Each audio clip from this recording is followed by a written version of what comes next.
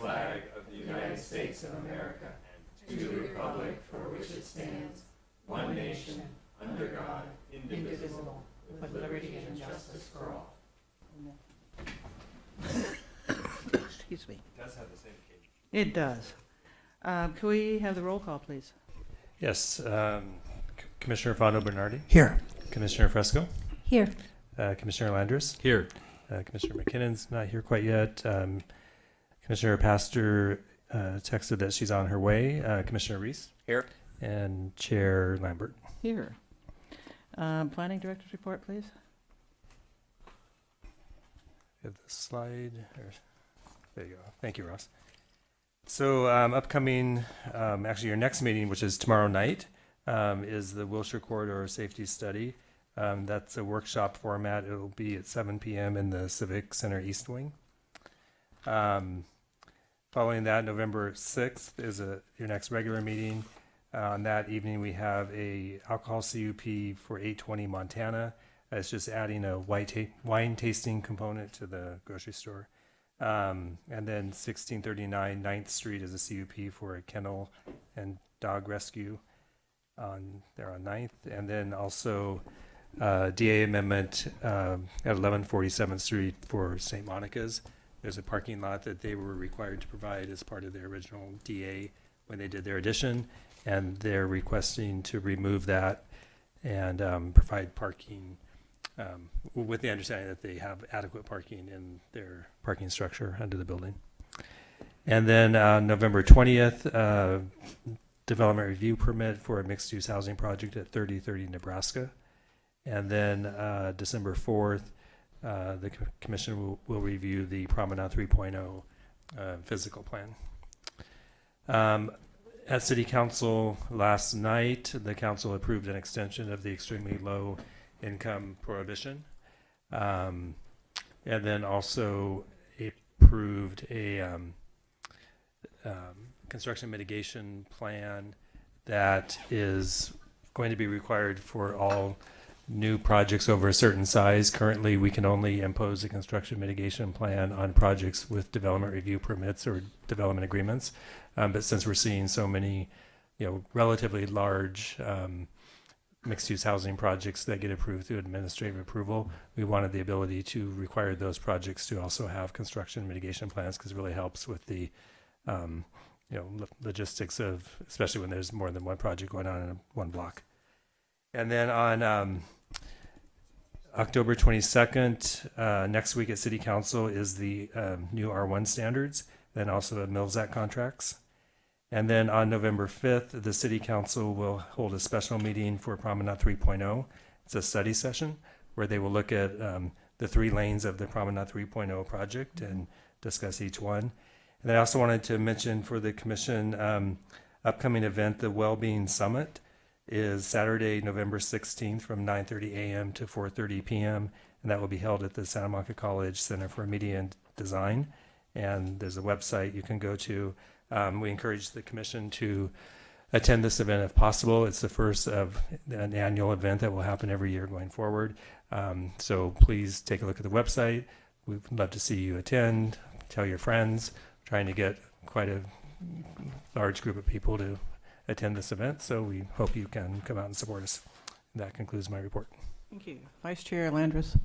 Thank you. When you say a wine tasting component, I don't know if that means wine tasting component of the meeting. That's but could you forgive me? Tomorrow night, that is a workshop. Is that as a workshop that has been Brown Acted so that we can all be there? It's a commission meeting. Yeah, right. It's okay. a full. But it's going to be commission run as a. It's going to be run as a workshop. Yeah, That's typically what I'm happens asking for the is, clarification. there's breakout, there's boards that, you could walk around and take a look at. At Yeah. some point during the evening, the commission will convene as the commission. Okay. So yes, but yes, we do need at least 4 of you there to hold the meeting because it is a Brown Act meeting. Shouldn't we convene it in the very beginning so we don't have a Brown Act violation with 5 or 6 of us there? Right. I mean, you'll do that and then break out and then Okay, all right. at some point come back together to provide comments and give us your feedback. But- David, I put their agendas for Yeah, we tomorrow have the night on the dais. Okay. Okay. But folks who are listening at home, just to clarify, this is going to have that full workshop component where members of the public can come and they will have that opportunity to give workshop-like feedback, Yes. not line up at a microphone That's why it's for called a a workshop. 3-minute Yeah. public comment. Yeah. That's Great. right. And Thank there'll you. be a full staff presentation on what's being proposed. Okay, thanks. Commissioner Fresco. I had an announcement, not a planning commission Okay, then, director question. Commissioner McKinnon, do you have a staff question? So tomorrow night, will there be recommendations asked from the commission? Yes. Yeah, we're looking for your input on what's being proposed. It's really rather more than a workshop then, isn't it? You're actually asking us to comment on the Wilshire study program. Yeah, it's a work. I mean, I'm going to approach it in a different way if I'm throwing off a few ideas, but if you're actually asking for recommendations from the commission, which will go to the city council about this stretch of land, I think that's a whole other different idea. Yeah, I guess what I'd say is that it's a workshop format in that we have, again, boards. We will ask people to go into breakout groups, but it is a planning commission meeting where you will be making recommendations. So it's not coming back here for recommendations? No. For a regular meeting, okay. No, it's there. So casting forward to January, which is not on that, people keep telling me all around town that Fourth, Fifth in Arizona is going to be on the agenda in January. Is that correct? No, we don't have anything scheduled for that project yet. Right.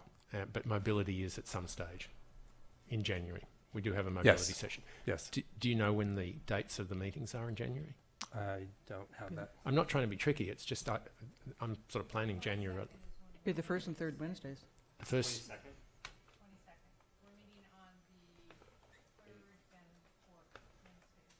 The 3rd and 4th of January, Wednesdays of January. The 15th and the 1st is January.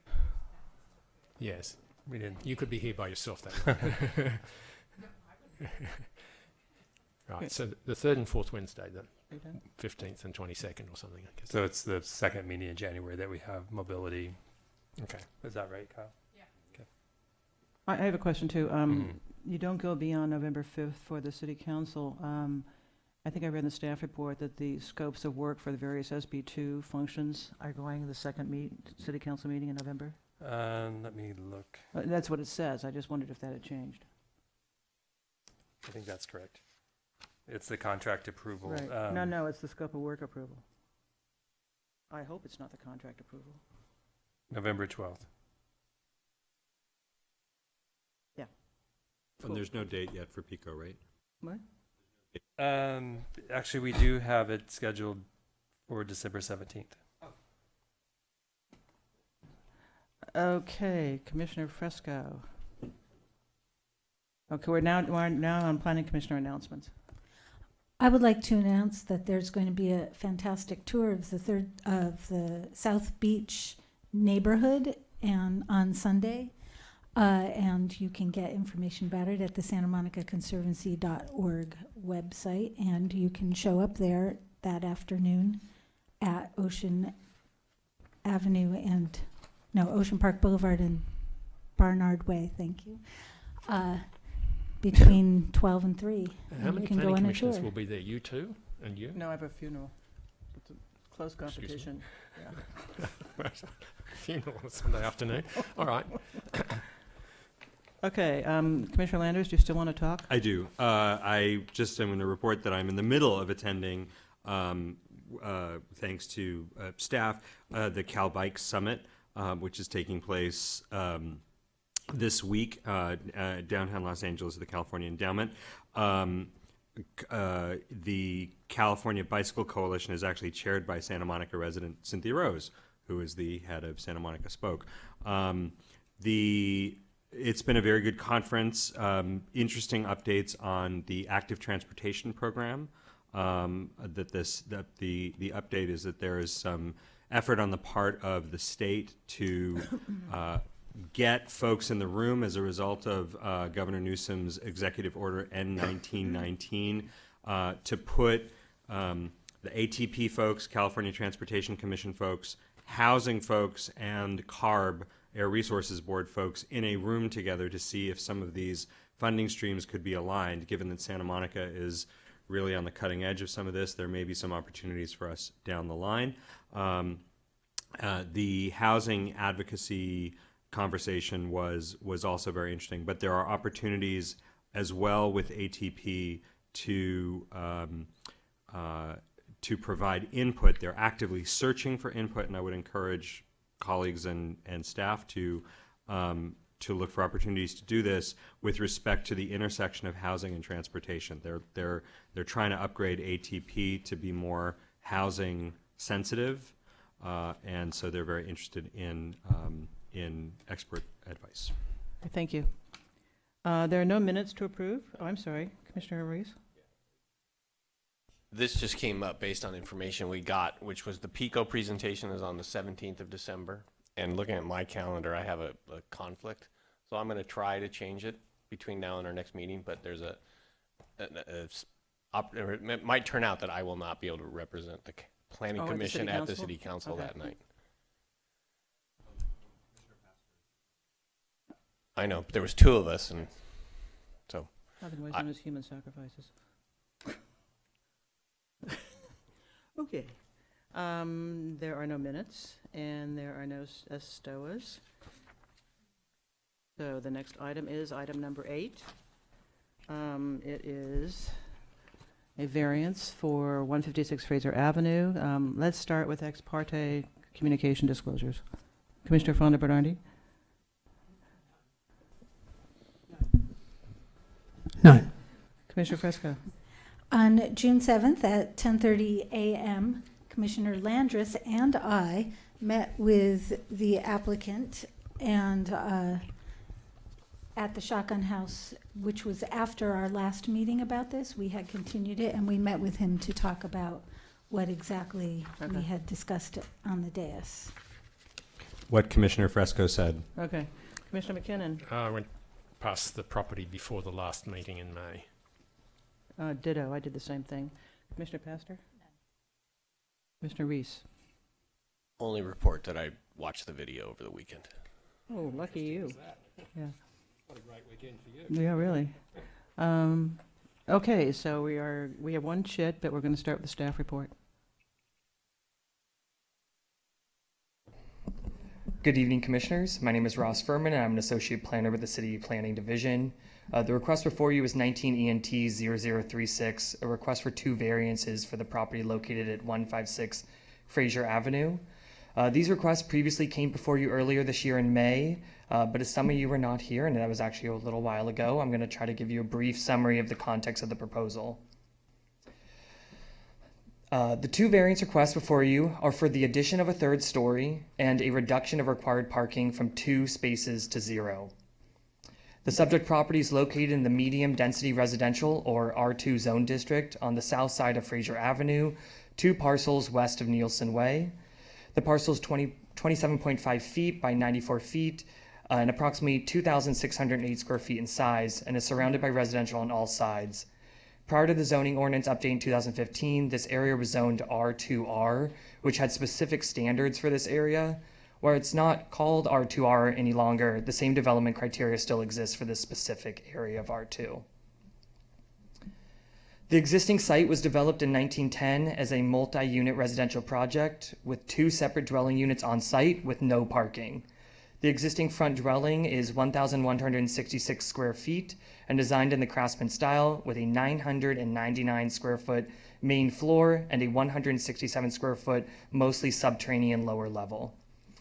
In regards to the rear unit, in July 2018, the structure was approved for demolition, having gone through the 75-day waiting period, which included review by the Landmarks Commission. Additionally, the subject property has been removed from the rental market, having gone through the Ellis Act process with approval granted in August 2018. It is also important to note that the site is listed on the city's historic resource inventory as both individually eligible for listing as a Santa Monica landmark and as a contributor to the potential South Beach Residential Historic District, one of only 7 properties in the potential district with dual significance. Another important thing to note is how the city's definition of a basement affects the existing structure. For a basement to not be considered a story, it must adhere to the following 2 requirements. 1, the basement must not project more than 3 feet above average natural grade. And 2, no more than 40% of each basement elevation may be exposed above finished grade. As the dwelling was built with built 3 feet 6 inches above average natural grade, the existing mostly subterranean lower level is considered a story because it projects 6 inches above the basement definition threshold. Therefore, the existing structure is looked at as a 2-story dwelling under today's code.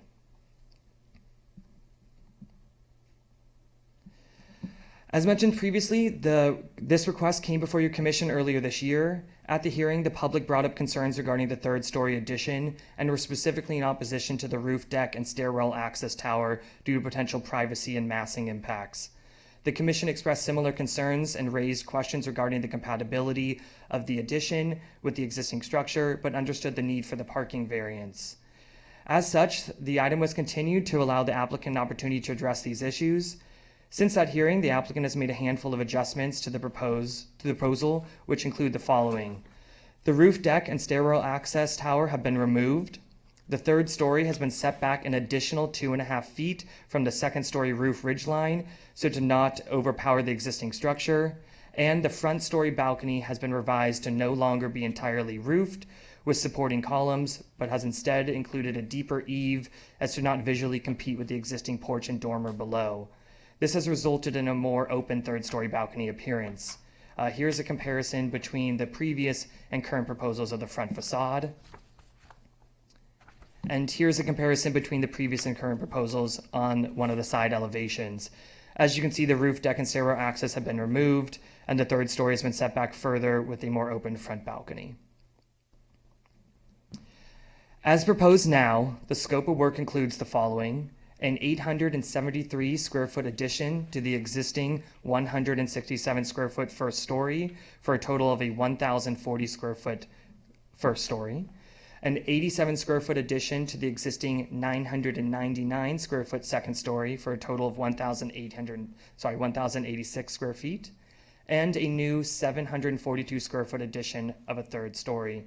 If approved, these additions would increase the existing 1,166 square foot dwelling to 2,868 square feet. Additionally, a new 253 square foot covered back porch and the 85 square foot front covered balcony are proposed. As mentioned previously, 2 variance requests are proposed. The first request is for the addition of a 3rd story. As described earlier, the existing house is considered a 2-story dwelling unit due to the mostly subterranean level being considered a story due to the definition of a basement. Because of this pre-existing condition, the applicant is requesting approval of a new technical 3rd story. If approved, the height of the dwelling will be 28 feet high, which is 2 feet below the 30-foot height limit for the district. The 3rd story has been positioned 9 feet behind the roof line of the existing structure in order to keep the front facade character defining features intact. It is important to note that 22 of the 28 dwellings along the subject block of Fraser Avenue contain 2 full stories above grade, and many also contain exposed basements or similar conditions where the lowest of the 3 stories is not technically considered a basement. The diagram shows that viewed from the public right-of-way, there are 14 structures with perceived 2 visible stories and 8 structures with perceived 3 visible stories, with the remaining 6 structures showing 1 visible story. Additionally, 4 properties have received a 3rd-story variance due to the same condition the subject property is facing, where the lowest, mostly subterranean level is no longer considered a basement. Here's a list of the approximate square footage of the dwellings along the subject block of Fraser Avenue, with the 3rd-story variances highlighted in blue and the subject property in yellow. As for the second variance request, the applicant is requesting a reduction of required parking. It's important to note that no parking currently exists on site. The reason for this request is that pursuant to the parking section of the municipal code, if 50% or more square footage is added to the principal building, parking must be updated to current standards. The existing house is 1,166 square feet, and the proposed project will result in the addition of 1,702 square feet, which is over the 50%. Therefore, the applicant is required to provide 2 new parking spaces. However, due to the size of the lot and the siting of the existing building, parking is not able to be accommodated without demolition of portions of the structure. In order for this requirement to not be triggered, the applicant would have only been allowed to add on 583 square feet. It is also important to note that because of the removal of the rear unit, parking demand has actually decreased for the property. 10 findings are required for approval, such as are there special circumstances or exceptional characteristics applicable to the property? Granting of such variance will not be detrimental to the property or improvements in the general vicinity and district. With strict application of the provisions of this ordinance, would it result in impractical difficulties or unnecessary hardships? And would strict application of this provision of the ordinance result in unreasonable deprivation of the use and enjoyment of the property? The proposed addition of the third story is only due to the existing structures, mostly subterranean lower level, not complying with the current definition of basement. If not for this pre-existing condition that predates this definition, the proposed third story request would not have needed to come before you tonight because it would not have been considered a 3-story structure. The proposed scope of work would retain the structure's historic integrity and distinctive historic materials, features, textures, and finishes, and is compliant with the Secretary of Interior standards. If approved, this addition would allow the subject property to be used in the same way as other properties on the block that already have 2 habitable above-grade stories. They may also have third semi-subterranean levels, but were constructed prior to the current basement definition. In regards to the parking variance, due to the addition being over 50 square feet of the existing structure's square footage, parking is required to be brought to current code, which is 2 spaces. As this home was built in 1910, parking was not a requirement, and therefore no parking currently exists. And as such, without demolition of portions of the structure, parking cannot be accommodated. The reduction of parking to 0 spaces will not result in an adverse effect for the subject property or neighborhood, as the current parcel does not provide parking on site. Ultimately, if approved, these variances would allow the existing structure to adapt to modern needs while maintaining the historic integrity of the structure and the neighborhood. And it should be noted that although single-unit dwellings are generally exempt from architectural review, the proposed project is located in an area of the city that requires all structures to be reviewed and approved by the ARB. As per usual, notices were mailed to the surrounding properties within a 750-foot radius, and it was advertised in the Santa Monica Daily Press. Staff received 1 letter in opposition to both variances. However, the comment was under the assumption that the dwelling would go above the height limit, which it will not, and that it will be removing parking, which it will not. Additionally, Commissioner Fresco provided some proposed revisions to the staff recommended findings, which have been provided to you. Where are they? In conclusion, staff recommends approve variance 19 ENT 0036 based on the findings and subject to the conditions outlined in the staff report and draft statement of official action. That concludes my presentation, and both I and the applicant are here to answer any of your questions. We have one chit. Is the applicant here? We don't have a chit from the applicant. Do we need a chit from the applicant? No. Would you like to speak? Sure, I'll say a few words. Okay.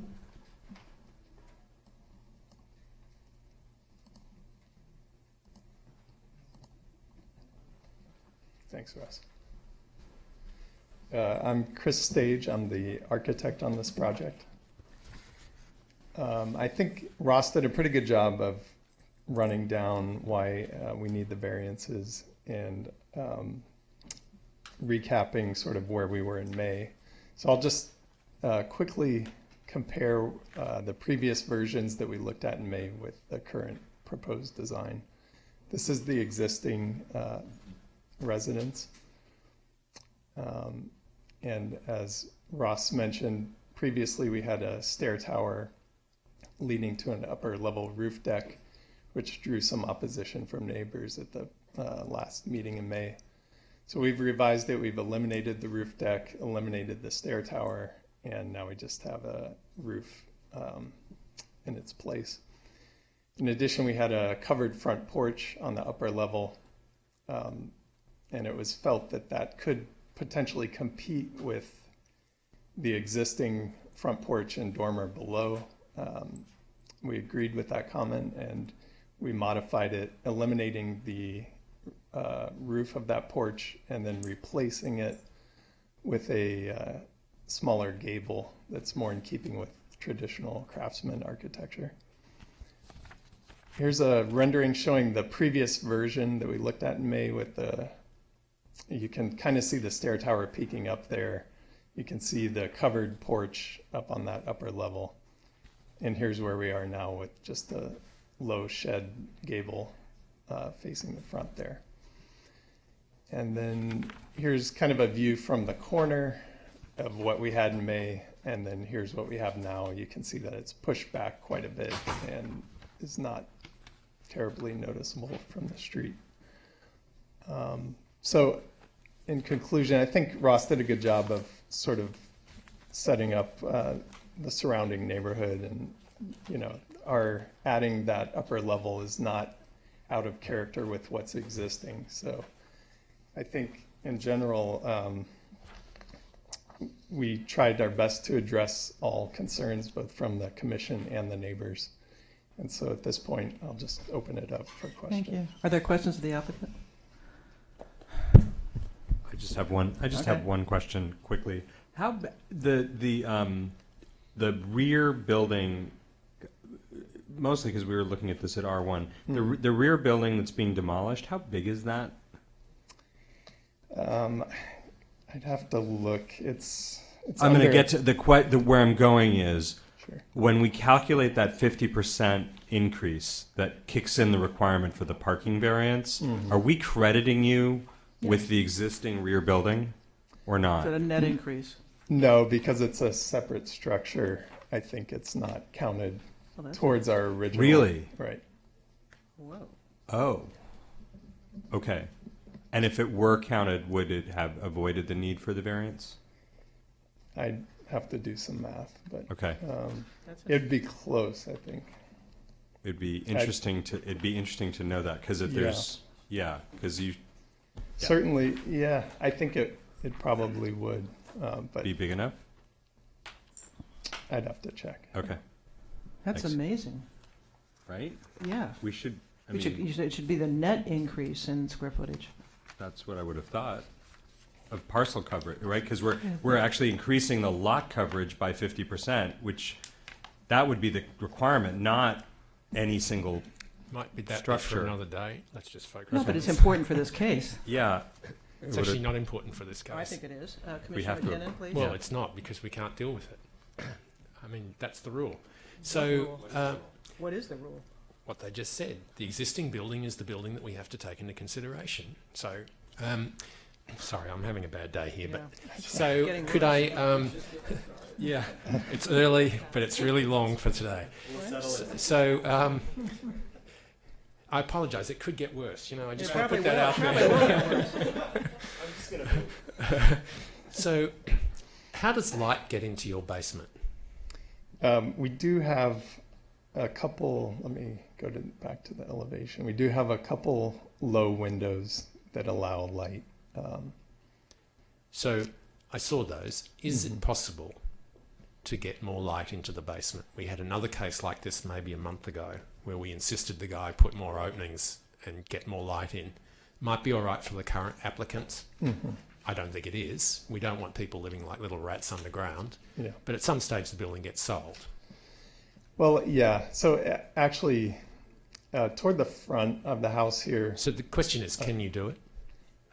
Is it feasible? Well, let me quickly explain what we do have, and then see if that satisfies. So your- I don't think it does, Okay. having looked at it, and I'd like the ARB to take a look at it. Sure. And I'm just forewarning you, I don't think there's enough light in the basement. Okay. Yeah, and I think we're sort of up against two things. As an architect, I'd prefer light everywhere, but we're also trying to limit the changes to the front half and the historic facade there. Yes. So it's, towards the back, we've actually put a staircase down to a door that's got glass and a large window into the bedroom there. And that's the only bedroom downstairs. But we do have 3 other, albeit smaller windows.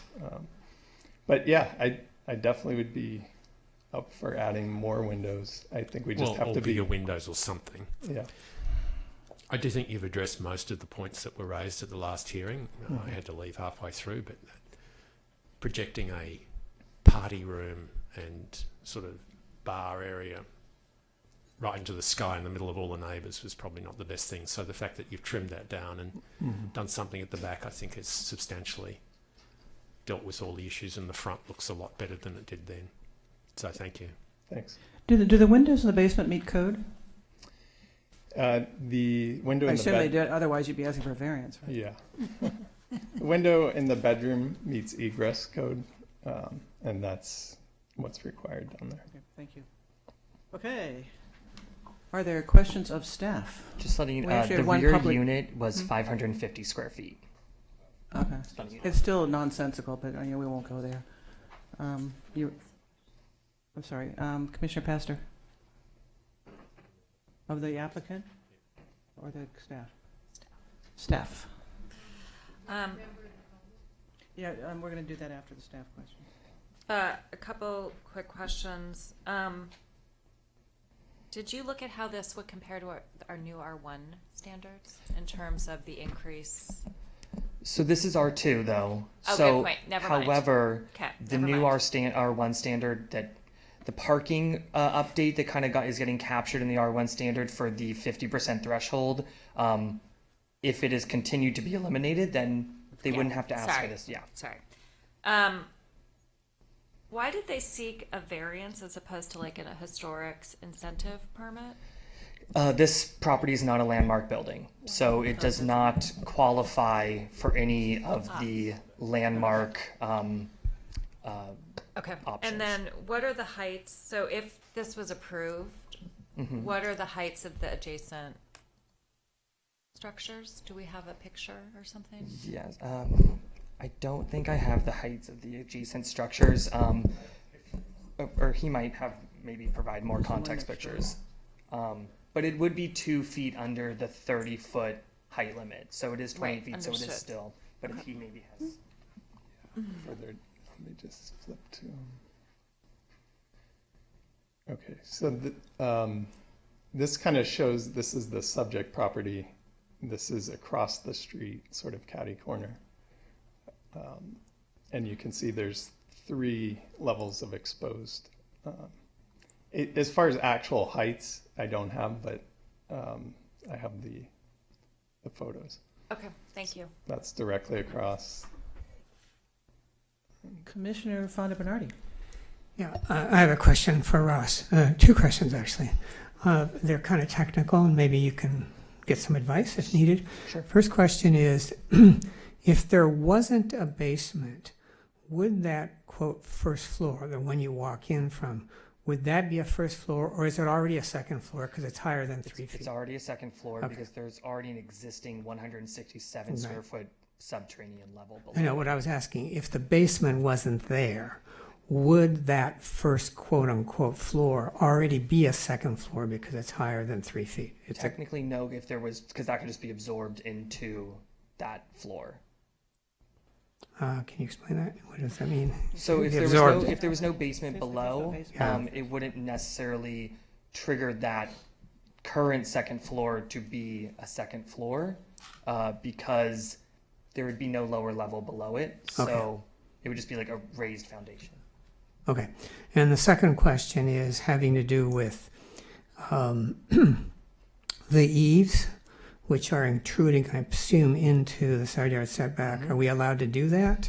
So that is actually a characteristic to this district, with eaves projecting sometimes over the property line. Yeah. So the eaves that they will be, the existing eaves can stay as they are, but any new eaves will apply to current code. So they will only be allowed a certain amount of projection into the 4-foot side setback.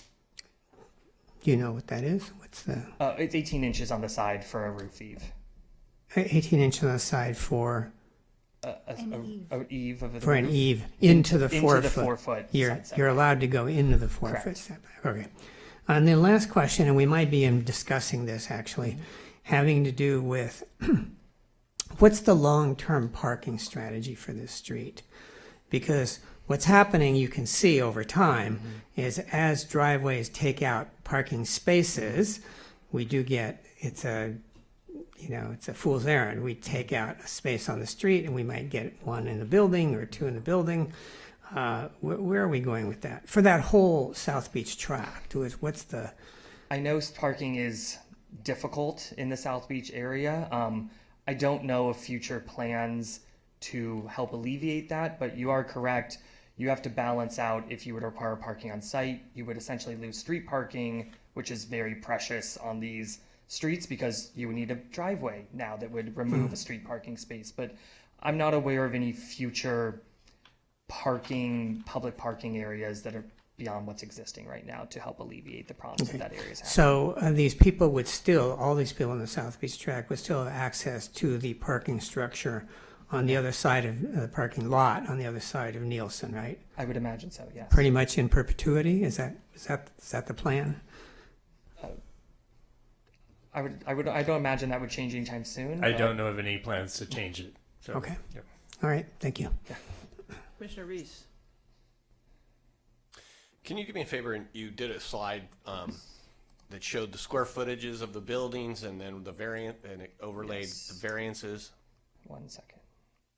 Again, what I would be looking at is, no, but there's a chart where I asked them to highlight how the variances help address the square footages, and if we were increasing, my focus was, are we increasing the averages in the area with these variances, and then kind of changing the character a little bit. So I just wanted to look at this. Good question. Okay. Thanks for that. And then you had a comment, or I've heard a couple of times about demand for the parking. Mm-hmm. Is there any study that was done, or is this just the kind of concept of, well, there was 2 units before, and maybe there was 2 people living in each place, so they had 4 cars. Now we're getting rid of 1 unit, and was that the analysis, or was there actually some demand study? There was not a demand study, but that was the thought process of if there was once 2 units, which one would assume that would amount to more vehicles. Now that there's only 1 unit, that has reduced the parking impact that was kind of being imposed from the property.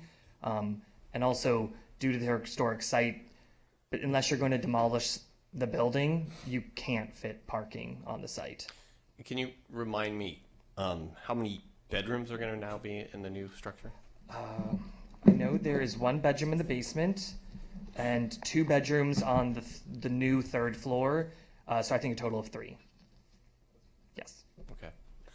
And then you had a comment tonight that it wasn't landmarked, so it wasn't eligible for the code provisions. That is correct. But it would be eligible to be landmarked if the applicant chose to move forward with that? Maybe. It would have to go before the Landmarks Commission, but due to its dual significance, I think it would potentially be a good candidate, but it has not been landmarked yet. And as I remember from the other hearing, there was only 7 properties in this area that had the dual significance, Correct. so that maybe is much stronger than a maybe. Yeah.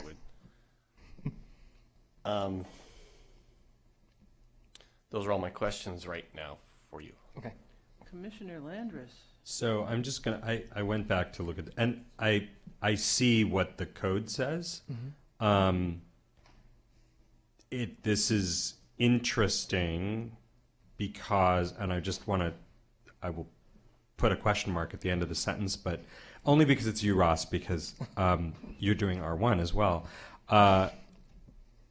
This code, as currently written, is going to be really hard to enforce or potentially unenforceable the minute that the ADU laws go into effect because of the reference to multi-unit dwellings. What law? The ADU laws, because we're going to have multi-units we're going to have junior accessory, because he could wait 6 weeks or 8 weeks, whatever, when is the end of the year, come back, tell us that the basement is a junior accessory dwelling unit, and he would not have any parking requirement. That's correct. ADUs currently are not needed No, in they Santa apply Monica. to R2 now.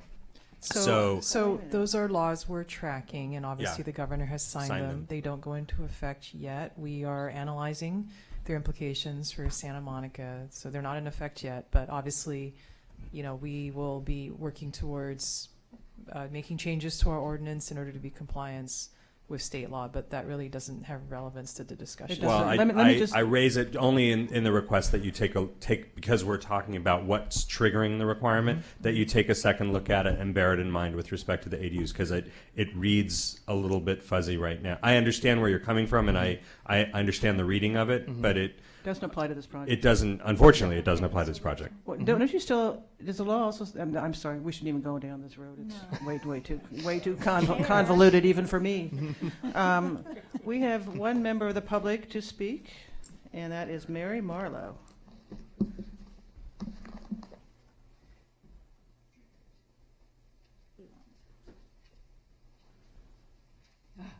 Good evening.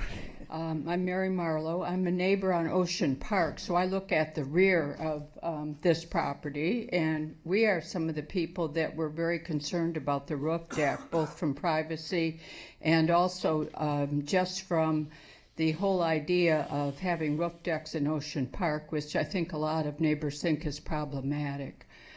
David Martin and I had a meeting on this, and I realized that they're legal in the entire city, which so much for Ocean Park having its own zoning, which we all thought.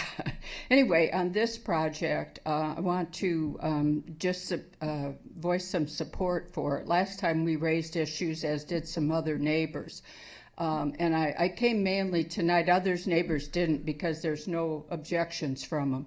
But I think people should be acknowledged when they listen to feedback and the neighbors say, we'd really like you to make some changes. So I just want to say, you know, it's appreciated by the neighborhood that they're really trying to fit in, and they're actually, you know, listened when people said, we really don't want a roof deck.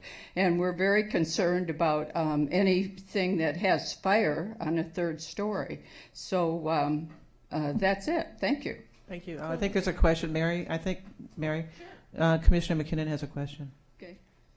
So Commissioner Reese was asking about the historic district. Commissioner Fresco's got a tour or something on the weekend.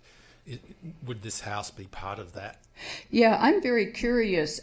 Since this is a possible landmark building, and maybe I should be asking the landmarks group, not the planning commission. But if you do a significant I guess renovation, change to a property, could it still be a historic property? That's something that I think a lot of neighbors wonder about. What's the status after you do this? Obviously, I think most people want to see a house redone or kept as much as they can rather than a new structure going in. But we're wondering, is it a contributor going forward? Could it be landmarked? Does anybody know? Okay. Sure, maybe. Maybe. Staff will tell you.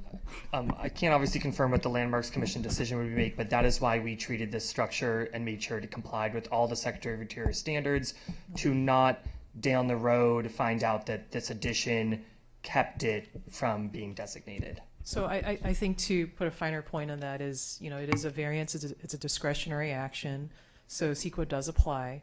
And in this case, going through the standards review, we found it did comply with the standards, and so it, you know, qualifies for a Class 31 exemption.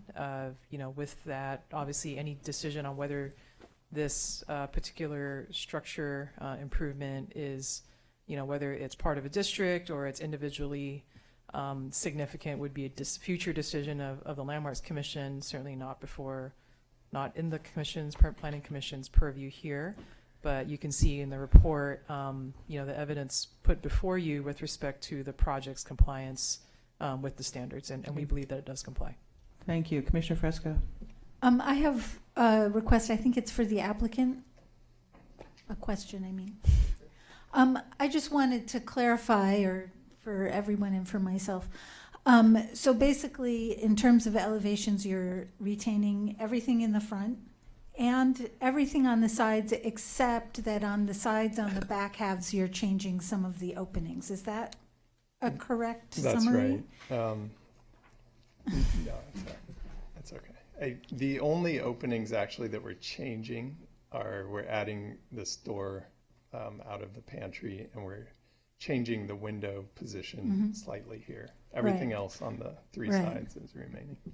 Thank you. And let me just, you probably can't answer this, but in your opinion of the condition of the house, what's the likelihood that the current finishes and siding and exterior materials are going to be able to? Generally, it looks really good. Okay, cool. You know, every time I've gone over there, I've been amazed that it's really been well upkept. So once we start the, you know, opening things up, we'll see. But my guess is most of it will be saved. The siding all looks great. So Eaves. Okay, do you have anything you'd like to add? You have like 3 minutes. Do you have a question, Sean? Well, he's still asking my answer. Oh, I'm sorry. I'm sorry. Yeah, no, I think it looks, in general, it looks good. Okay, thank you very much. Sure. The only thing I would add, there was a question about the square footage and how it sits within neighboring properties. And with the 60% parcel coverage, if it were a new house, which obviously it's not, but we'd be allowed to build 3,130 square feet above grade. And, you know, we're proposing well under that, and a good chunk of what we're proposing is below grade. So that's just food for thought. Thank you. Commissioner Reese, do you have a question? Thank you. Before you go, one more question for you. And that is a good question about is that above grade, the 3,100 that you could get to? Above grade, 2 stories above grade. Okay, can you go back to the whole issue of, I heard after somebody named Kat got thrown under the bus at the last hearing, that there was the discussion of why you guys didn't go down the historic path. Can you expand on that? Yeah, well, yeah, the applicants actually own several historic homes, and they've restored a home in San Francisco, one in New York. In San Francisco, they went through the historic designation route and sort of had a bad experience up there. And I'm not saying the same thing would happen here, but it sort of turned them off to the designation. You know, we've sort of handled it as if it were anyway, because we're trying to adhere to the Secretary of Interior standards, but that's the reasoning why they didn't pursue that. Your choice. Okay, the public hearing is closed. We are open for discussion and any questions you might still have of staff, I suppose. Commissioner Reese, do you want to talk again? Okay, Commissioner Fresco. I just wanted to give you a little background on the setbacks and why this neighborhood looks the way it does. This whole South Beach tract was all rental properties, except for this one lot was kind of set aside for various reasons that are too complicated to explain. And when it finally got into the hands of developers, Hart and Fraser, they decided that instead of all the leased lots, which were all 25 feet and leased and were covered with tiny little shacks built by people who didn't own their own parcels, these were going to be nice houses. And so in the deeds, they included development standards that said they had to have 18-foot setbacks. They had to have, from the front, 2.5-foot setbacks from the sides, which explains our eave-to-eave situation. And they had to have front porches. And for each parcel that they purchased, they had to spend $500 on the house, which was a lot of money back then. So if they bought a parcel and a half, they had to spend $750. The few driveways that we have are because people bought a parcel and a half, a parcel and a quarter, a parcel and 3/4. They did that. And so those were kind of leftover pieces that people later kind of snapped up to add to their parcel, and then that also made it so they didn't have to build as expensive a house. So that's how we ended up with the few driveways we have. So it's kind of a purely by chance way of getting them, really. So that's just the background I wanted to give you. And another question that somebody asked about, would this qualify as a landmark still? That's always a huge question. When a building is the way it is right now, where it's really untouched, it has a very, very high degree of integrity, and it is practically, nothing is really, but it's practically a slam dunk as a landmark. But no matter how hard you try to comply with the Secretary of the Interior standards, some landmarks commissioners might feel that it is too much to add this much to a building that size or whatever it is, and they might feel that the integrity is impaired. So while we do our very best in this commission, where we're not landmarks commissioners, to comply with the standards and retain the integrity of the building, there's always a big question mark when you do this, implement this much change on a resource, which leads me to the comments that I sent you about looking at historic resources as whole buildings with additions and not as collections of character-defining features. And I basically got very wrapped up in it in my head, and I thought maybe because we've had discussions in the past where you didn't want to make too many changes and delay a project, that maybe if I wrote it down and kind of put it before you, it would be easier for you to understand. But the red line that our secretary has it for you for the public, and it's in our packets. Why don't you explain 10? I think that's the most pivotal one. The most pivotal one. Well, that's the second issue. The first issue, I think it's kind of easy to swallow, is the idea of just always referring to the building as a whole. I understand. But from what I understand from staff, they're fine with 1 through 9, so it's 10 that we should be discussing. And the other issue that I tried to address in this was this idea of not saying that because lots of other buildings have had this change or that have received this variance or have gotten this permission or have taken it before the R2 designation was created or however they got it, because there's more, that's not grounds for neighborhood compatibility and grounds for giving this variance. And I really believe that findings for a variance need to be based on conditions within that particular site and if it meets the need.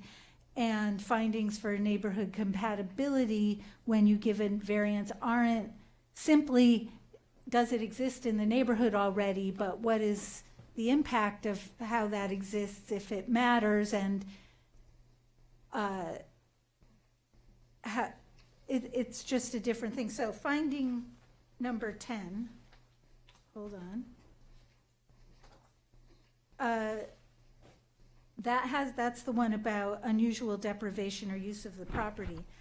And I really don't think that unusual deprivation or use of the property, especially in this neighborhood where additions have such an impact. I mean, because these buildings are edge to edge, it's almost like they're condos and not because they're touching. So it's like a giant apartment building. So when you make additions, it impacts everybody, and we have to be very careful in saying what some people get and what they have a right to and what other people get and what they have a right to. And so I think the standard that we need to stick to is the standard that we put in the zoning ordinance. Can I just stop you for a second? Mm-hmm. Am I understanding you to say that deprivation of use of property should not be an issue? No, I'm saying that we need to base it on what they have a right to get, what kind of use they have a right to, what kind of enjoyment they have a right to.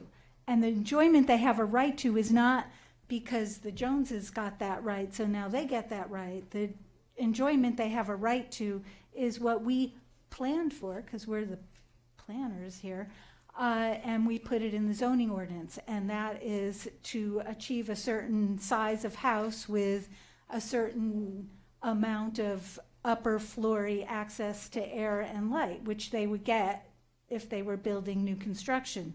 But because this is a building that has a first floor that is 6 inches higher than our code will allow them to achieve 2 stories above ground with air and light, plus whatever additional square footage they would be entitled to in a basement if it were new construction, not getting this variance would definitely deprive them of their enjoyment and use of their property. Right. So it has nothing to do with what other people got. It's what's is their right by our law. Okay, thank you. Commissioner Landris? I want to hear staff's response to her proposals. Unless you're speaking to that proposal, let's do that first. That would be helpful because I would like to move the project with I think her. we need input with, on number 10. with Commissioner Fresco's amendments. We need input. Yeah, exactly. Yeah. So if I can address finding 10. So, with the 2015 zoning ordinance update, there was a fundamental change to the structure of how we treat variances versus, the 88 code. with the addition of the minor and major modifications. So variances, you'll notice, are very challenging to come by. We actually get very few of them now, and of course they're reviewed by the Planning Commission instead of the zoning administrator. And with this new standard, under previous land use attorney Rosenbaum, prepared a memo with legal basis as to how we approach variances of this nature. And 3 key findings. There are, of course, 10, but the 3 key findings are: 1, that there's special circumstances; 2nd, that the strict application of zoning ordinance would result in practical difficulties and unnecessary hardships.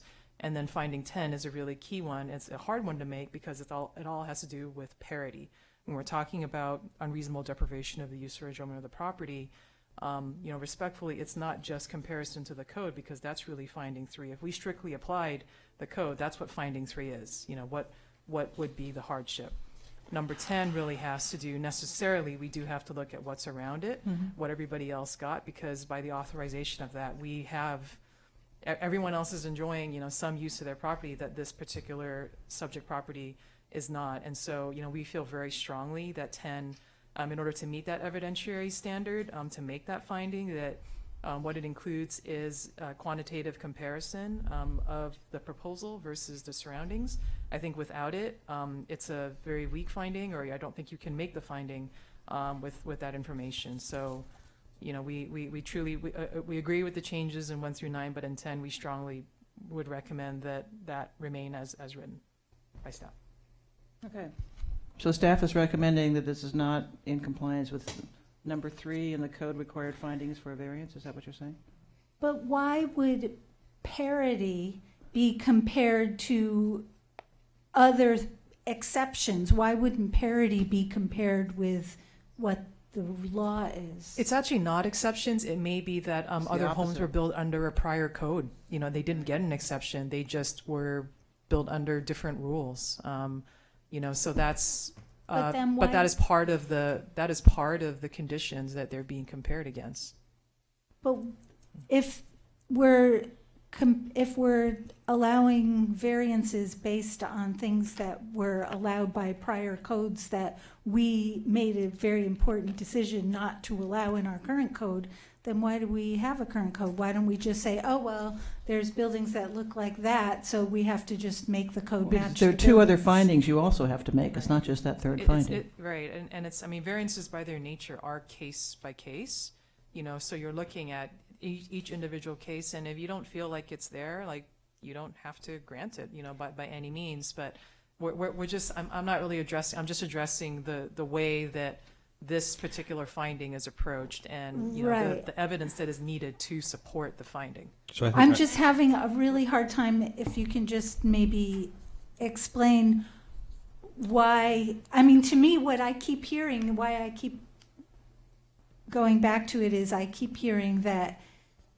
we have to look at the precedents in order to decide if there's parity, and then we're saying that we're not establishing a precedent. But if there's a precedent, then there's parity. So, Can we- this isn't about Explain that. precedent, if that's helpful.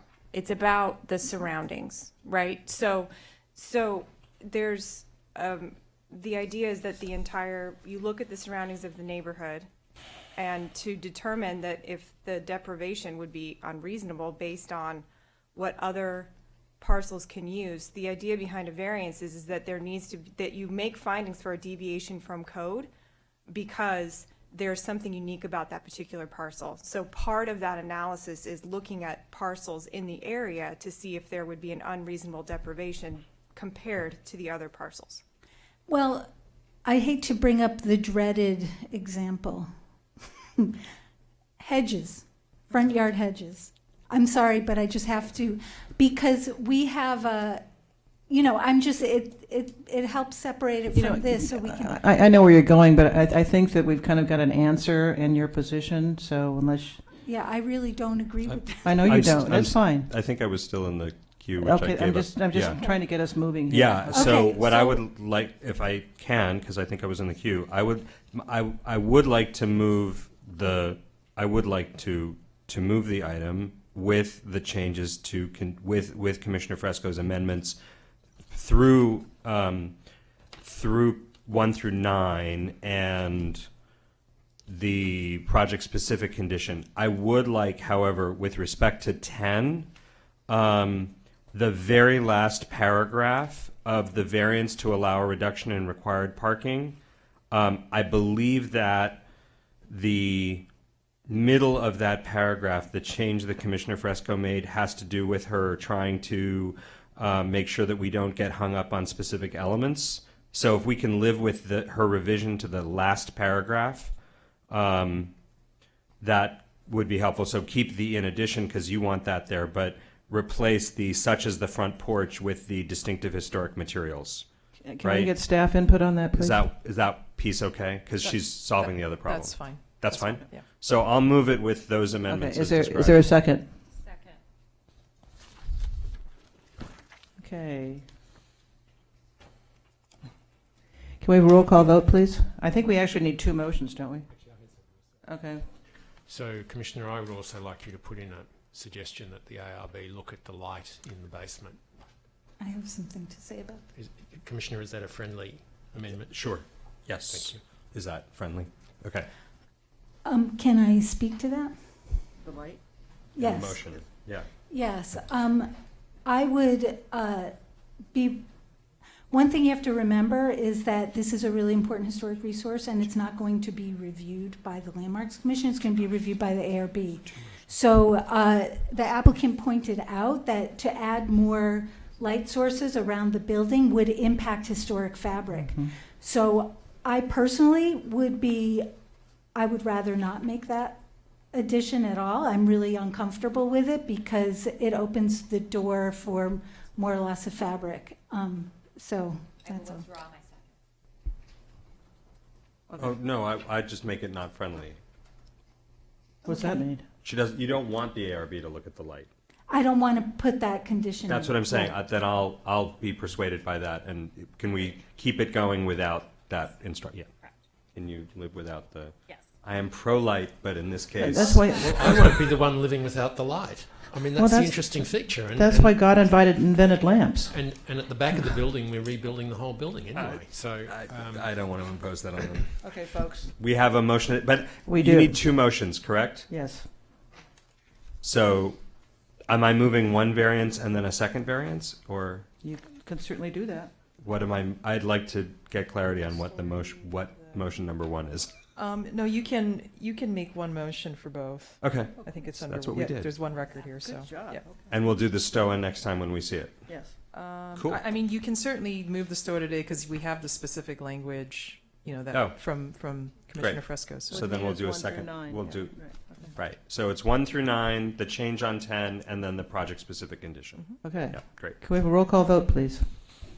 Commissioner Fonda Bernardi? Yes. Commissioner Fresco? Yes. Commissioner Landris? Yes. Commissioner McKinnon? yes. Commissioner Pastor? Yes. Commissioner Reese?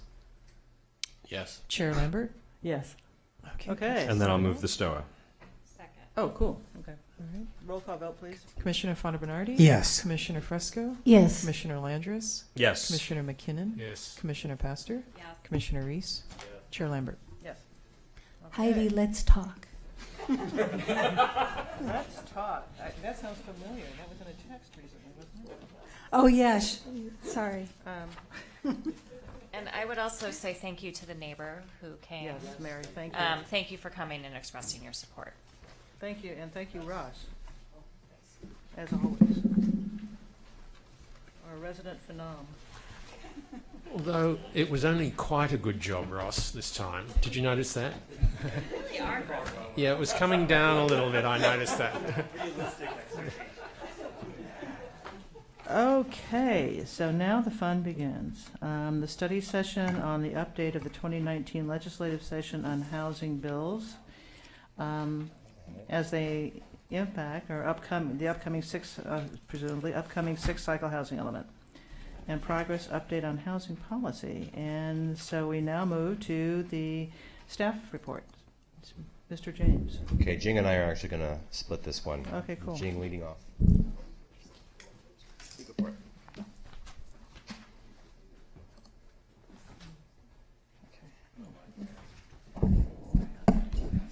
Okay, so we wanted to give an update on all of the housing efforts related to housing policy that are going on in the city. I'm going to start off giving kind of an overview of what's happening at the state and regional level. I think we have copies of the presentation. There, okay, yeah, just so if you want to follow along. And then Peter's going to provide an update as to what we're doing with respect to the AHPP feasibility study and the SB2 grant. And then we have a couple of guiding questions for you at the end. Oh, which one is it? This one? Ah, there we go.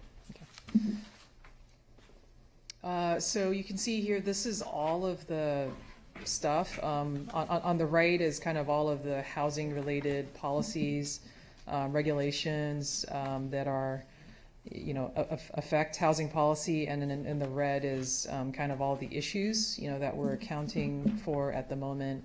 You can see in there we're dealing with, the new housing models, the corporate housing analysis.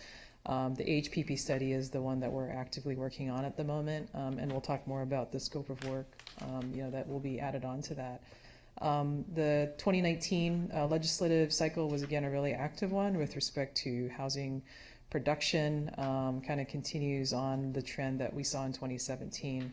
And so you can see here, this is just, there were obviously many housing bills that were signed by the governor. This is just a highlight of some of the ones that have probably more significant implications for us. AB 101 is a bill that provides, I've highlighted here a funding source for the completion of the sixth cycle housing element, but it actually also includes a lot of valuable funding that we're looking at, our partners in human services are looking at for homelessness and funding for those sorts of efforts with respect to homelessness.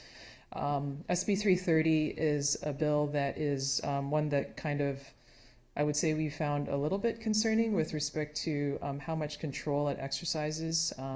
This is probably the first bill that was a little bit of an offshoot from SB 50 as in terms of the dive into not just regulations for cities, but actually like how, really digging into the process and procedures of how applications are processed. And it gets into the nitty gritty of like application forms and, time to turn things around. Highlighted here, I think, are some key provisions, for example, that vests development standards, and I believe fees are included in that upon submittal of a complete application, a preliminary application. So that is a bit unusual, obviously, to provide those sorts of vesting rights to any application. Normally that is something that is reserved for either vesting maps or, where you have an approved project like a development agreement that vests those rights. I should note that this only lasts for 5 years. They've declared that housing crisis. Yeah, 2025, yeah. There's also a limit on number of hearings for housing projects, because there's a limit of 5. And then there's a ban on, you can see, on a variety of things, downzoning, moratoriums on housing, subjective design standards, limits on permits issued. We're, of course, still absorbing kind of the implications of all of this. So, we'll be looking at changes and things like that we need to make to our forms or processes to comply with SB 330. AB 1763 is a bill that is very much supportive of 100% affordable housing. I would note that it applies to only projects that seek a density bonus. In this city, it's primarily in our residential neighborhoods that you'll see this. So right now we provide a 50% density bonus for 100% affordable housing. This would up it to 80%, a height increase up to 3 stories or 33 feet. No parking minimums, and the caveat is that as long as the project is within a half mile of a major transit stop, and that is a definition that is embedded in CEQA. So that's probably, I'd say about a third of the city, is covered by that. AB 68, AB 881, and SB 13 are kind of the triple crown of ADU bills. They're similar. SB 13 actually is a restatement of the other 2 AB bills. This is, I haven't kind of attempted to list all of the provisions in here. Needless to say, all of the other barriers to ADUs that you see in codes effectively, removes all of them. Whether it's lot size minimums, size thresholds, owner occupancy requirements, parking replacement requirements, parcel coverage, limits, all of that comes off. So again, that is, as indicated before, we are analyzing all of those bills because they're sort of very detailed provisions, and we'll be, again, looking to update our local ordinances to be in compliance with that law. So that kind of gives you a little bit of an overview as to what's, happening. And I think your staff report has a more exhaustive list of, other relevant bills in there. So I'm certainly happy to talk about those. The other major effort that is occurring right now is the Regional Housing Needs Assessment, which is the precursor to our sixth cycle housing element update, which will cover the period from 2021 to 2029. And we have been at every SCAG-RENA subcommittee meeting since last summer, kind of following the process along. And, the city did submit a comment letter on the RENA allocation methodology. We do anticipate this. We just received actually a notification from SCAG just this evening that they did receive a response from HCD with respect to the region's allocation. So it is that 1.3 odd million units that have been allocated to the SCAG region. That number is not appealable. So that is a final determination from HCD, and that will be the basis of the allocation for SCAG. I put in the report, there's a link to a tool that SCAG has developed that each jurisdiction can use to kind of see like the estimates. This is very much a fluid process, still ongoing, but it kind of lets you kind of look up by jurisdiction, what it is. Needless to say, everyone's doing their fair share. The process is definitely still unfolding. And this has been a process that has definitely drawn a lot of interest, far more than in previous housing element cycles, because of the changes that were brought to the RENA process, in the 2018 and 2017 legislative sessions. And probably the key highlight is you can appeal other jurisdictions' allocations in addition to your own. So that's new. And it sort of takes out the local input, aspect to the RENA, trying to depoliticize the process a little more and have it more data, factual based. There's also a new provision, objective of affirmatively furthering fair housing, and I'll kind of show you a diagram that SCAG staff has put together that kind of explains what goes into the allocation. This is the schedule that SCAG has put forth. So January, February, at this moment they have, the subcommittee has recommended the methodology to their Community, Environment, and Human Development Committee, I think, and that will then load up to the Regional Council. They will submit those numbers to HCD, which will then have 60 days to comment on that. So they expect January, February 2020 will be when the final methodology will be adopted by SCAG's Regional Council, and then the cities will be getting their numbers from there. From that point on, the appeal period will begin, and they expect, I think it's like summer of next year, that the appeals will be, processed through and what have you. And then we expect October of next year will be like the final numbers.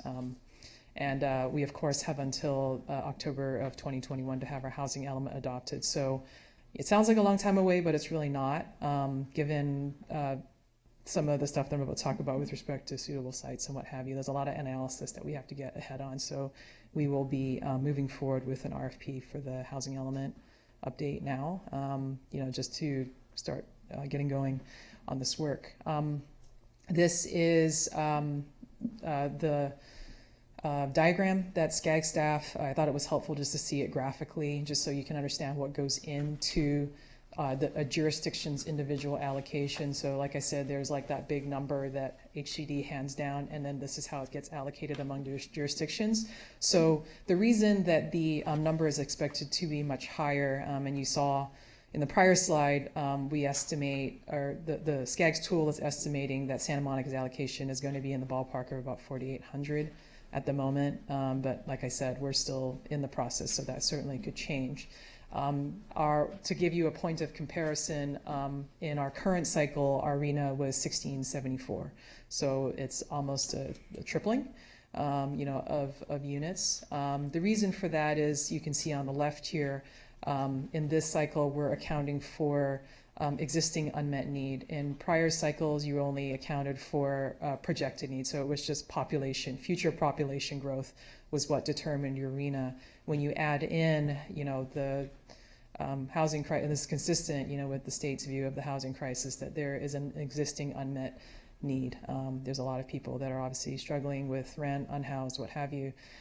So you can see there that what goes into that is household growth share, which is based on SCAG's growth strategy called SoCal Connect, and they did consult with every individual jurisdiction before adopting that plan. That plan is required. You all recall SB 375, which was the climate action that bill that required each region to develop a sustainable community strategy. So that is SoCal Connect, and it basically decides how the region, here's where all the growth is going to happen. So about 50% of the allocation gets dumped into that projection. Then the other two factors into that are proximity to jobs and transit. And so that's why LA County and Orange County, that's where the jobs are and that's where the transit is. So you have a pretty heavy allocation, with respect to the two counties, so on the western side of the county.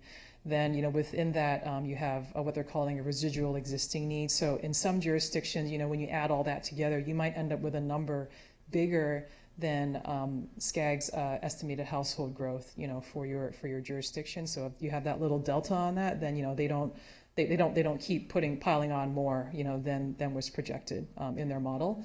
So that gets taken out or what have you. Not all jurisdictions have that. Santa Monica, we actually do have an excess, so they had to minus that off.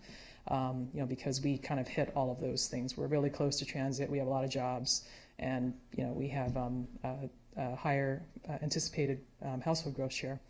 You then add that on to the projected need, which is sort of the old way, right? Projected household growth, vacancy need for owners and renters, and the replacement need, and then you add all that together, and you end up with a jurisdiction's total allocation. So that's kind of really what goes into that formula without getting into the nitty gritty. You can see upcoming, those are the meetings that are coming up for SCAG. So we have one, this Thursday, and then Monday is the CEHD. That's the committee meeting, and then the regional council will vote on it on November the 7th. And that's what at that point, that would then be forwarded on to HCD for the 60-day comment period. So, why we're bringing it forward is we are seeing potentially a tripling, of our allocation. And, with the 2017-18 housing package, there were changes, pretty significant changes to what are termed suitable sites. So in every housing element, you have an allocation. You also have to identify sites that can accommodate all of those units, right?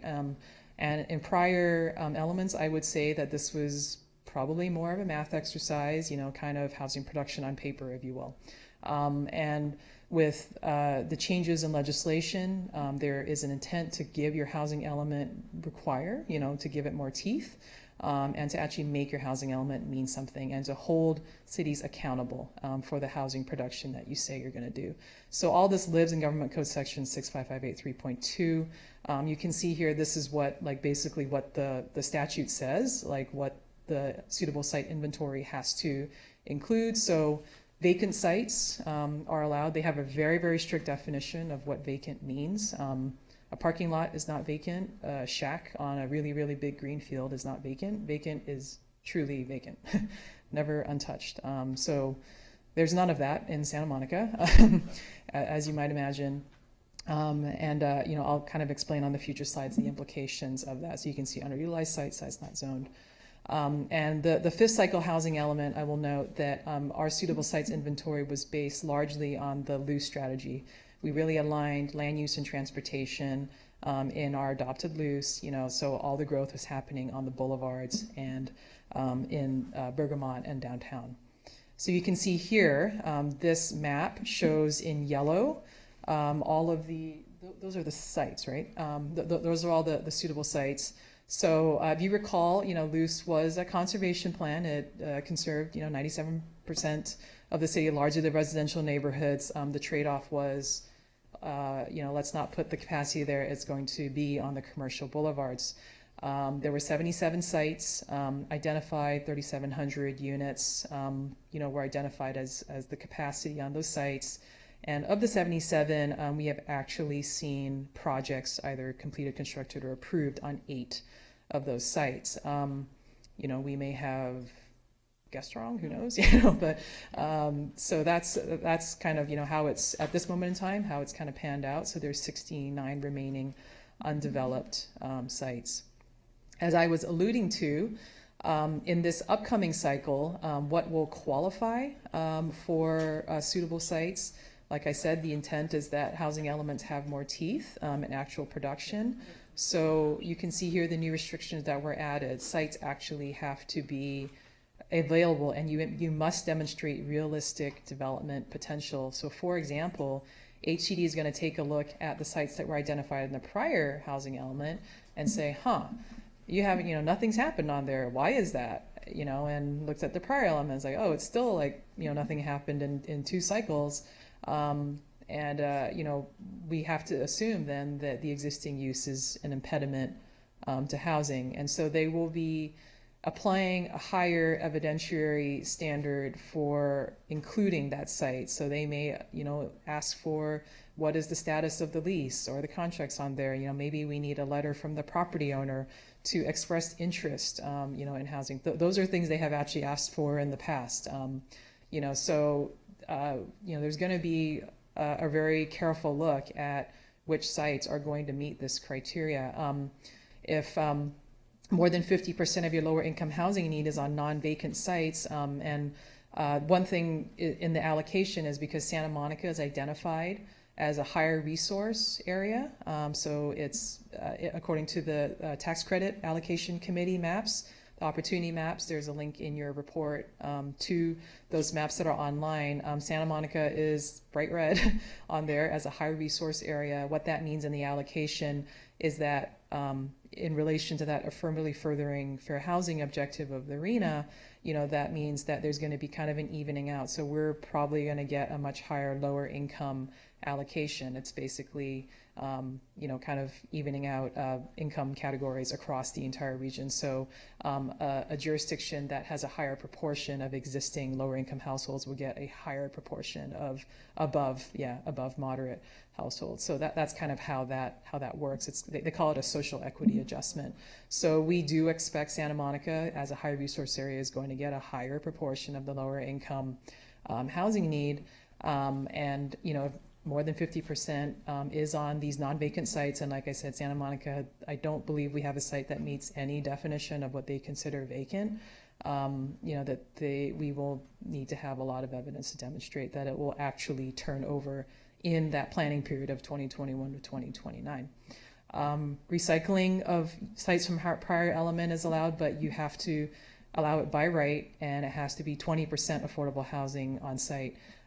We will get into why that is actually really important as we do the AHPP feasibility testing. That's going to matter actually a lot for us to identify sites.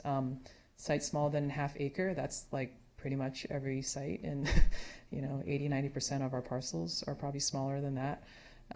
We have to demonstrate that there's a history of those kinds of sites turning over.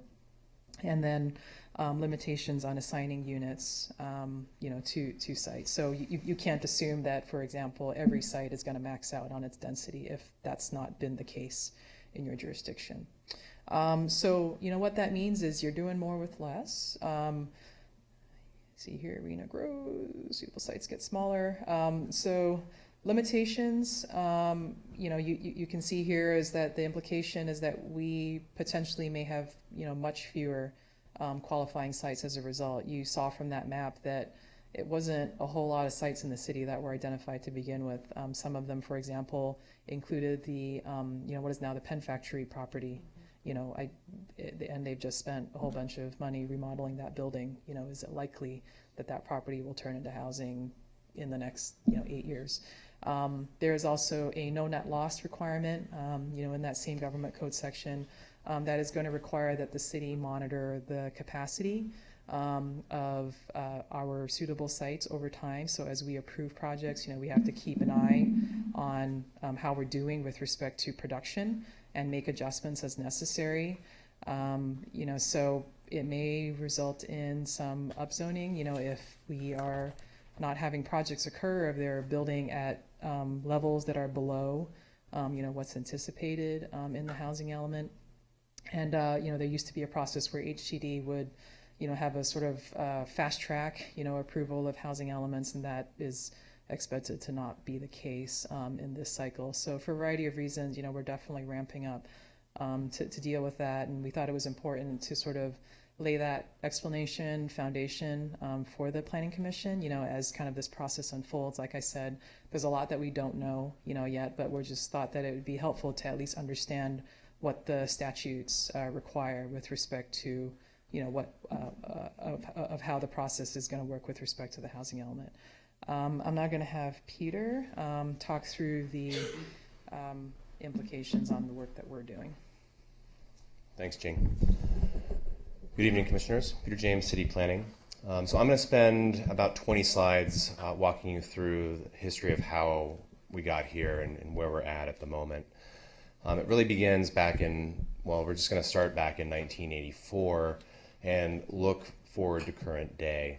This chart in front of you has been expressed in terms of number of stories allowed throughout the city, mostly in the identified loose growth corridors. So mixed-use boulevard, that's Wilshire, parts of Lincoln, mixed-use boulevard Low, Santa Monica Boulevard, Broadway, Colorado, general commercial, parts of Lincoln, parts of Santa Monica Boulevard, neighborhood commercial, Main Street, Montana, 14th, and then the areas in Bergamot in downtown. And generally what it describes is a downward trend over the past 35, 40 years as we have gone deep on our specific and our area plans and really calibrated the development standards to the prevailing attitudes in the community and in the political climate.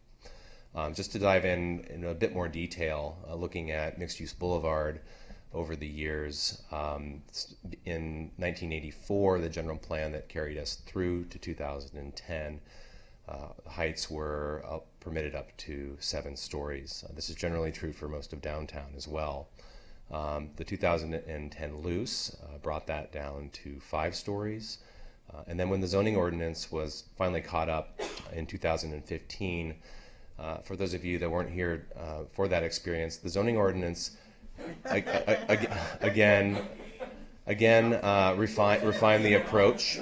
Jim is having flashbacks. Yeah, refine the approach and knock down the permissible height for all development to 4 stories, save for 100% affordable housing projects. And the action that was taken when the zoning ordinance was adopted was to also go back into the loose and remove those parameters from the loose and restrict them to a few sites. In this case, the downtown area plan, which we knew was coming up in a couple of years, and the DMV site. And that the DMV site would be accessible to 5 stories by development agreement only. Mixed-use Boulevard Low, which are our main thoroughfares, again, Broadway, Colorado, parts of Santa Monica, the places where we actually are seeing some development these days. 1984 plan, 5 stories. The loose takes it down to 4. The zoning ordinance takes it down to 3, except for 100% affordable housing. And an area was carved out, Broadway and Colorado, west of 20th Street, where development could achieve, housing projects could achieve 4 stories through a development agreement only. General commercial, similar stories, relatively steady throughout the years, but definitely diminished from 1984.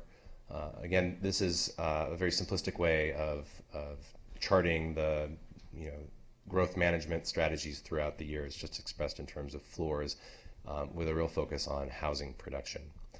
Neighborhood commercial is more nuanced, understandably.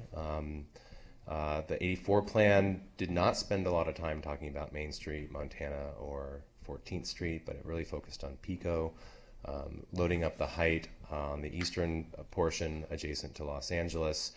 The loose normalized that across the city, and then the zoning ordinance put a finer point on it, knocking Main Street down to 2 stories, and the rest of the neighborhood commercial districts down to 3. Bergamot and mixed-use creative district are a little bit different. They weren't recognized by the 1984 plan. Those areas were industrial conservation lands back in the day.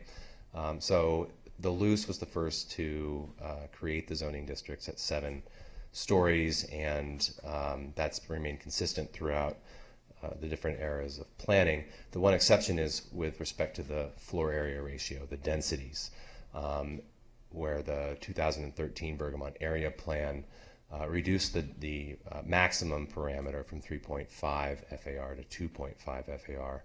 And as you are all aware, we have not seen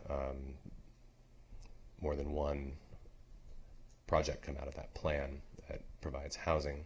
The mixed-use creative district, steady on the height, but again, the FAR was adjusted. The mixed-use creative district is the area where we're seeing all kinds of funny things happening with development, people trying to avoid Tier 2 standards by digging below the surface of the earth, for example, so that their roof height still conforms with Tier 1 heights. So we suspect there's some issues with the FAR. You may also recall that the 2010 Luce included this notion of activity centers.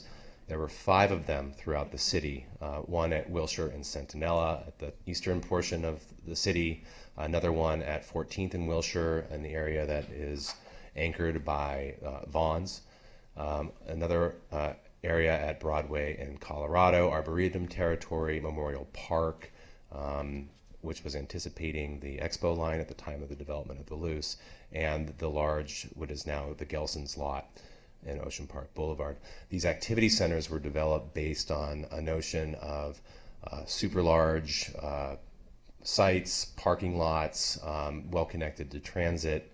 In many cases, the main boulevards are serviced by high frequency bus routes, and of course there's the metro that came in 2016. And in 2000, and they provided additional 10 feet for housing projects and some additional floor area to incentivize sort of coordinated planning around these activity centers where multiple developments would share parking, and they would engage in circulation planning to create sort of like areas of activity that would service the neighborhoods. 2015 zoning ordinance / Luce modifications knocked 4 of the 5 out. At the same time removing Tier 3 from the boulevards, leaving only Memorial Park, Little Memorial Park, to be planned at a later date. There still is a paused area plan that was initiated in 2012, paused in 2014, that was looking at ways to provide additional housing and circulation benefits in coordination with the opening of the Expo light rail. These maps, just another way of looking at our march through time. The purple is 7 stories, the blue is 5, the dark green is 4, and the bright green is 3 stories. So you can see Wilshire is at 7, downtown's at 7, Broadway, Colorado, and eastern Santa Monica is at 5. Eastern Pico is at 4, and everything else is at 3. 2010, the Luce does attempt to integrate land use and transportation, the transit-oriented development, creates the Bergamot and mixed-use creative districts, layers in the activity centers, leaves the downtown for a later planning exercise, and then knocks down Wilshire a couple of stories. Interestingly, this is the only time in the past 35 years that we have an allowance for 6-story buildings in Santa Monica, but it doesn't last very long. 2015 zoning ordinance, Wilshire becomes 4. I mean, I've told this story before, you see where I'm going, and finally resulting with the recently adopted downtown community plan, where the 84 feet that was permitted in the downtown is really centralized near the transit station, and 5 stories is layered on top of the rest of the area to preserve our historic walking district. Again, the only activity center still remaining is the Memorial Park Activity Center, and we have not seen any activity in the 9 years that that activity center has been on the map. How are we doing? Well, we showed this slide back in March when we brought the ELI forward for temporary removal, which, by the way, was extended last night at City Council. We have been able to meet our RENA in terms of our income categories and overall volume. We've also met our quantified objectives. We were on track to greatly exceed our above moderate and cross the finish line on our extremely low and very low.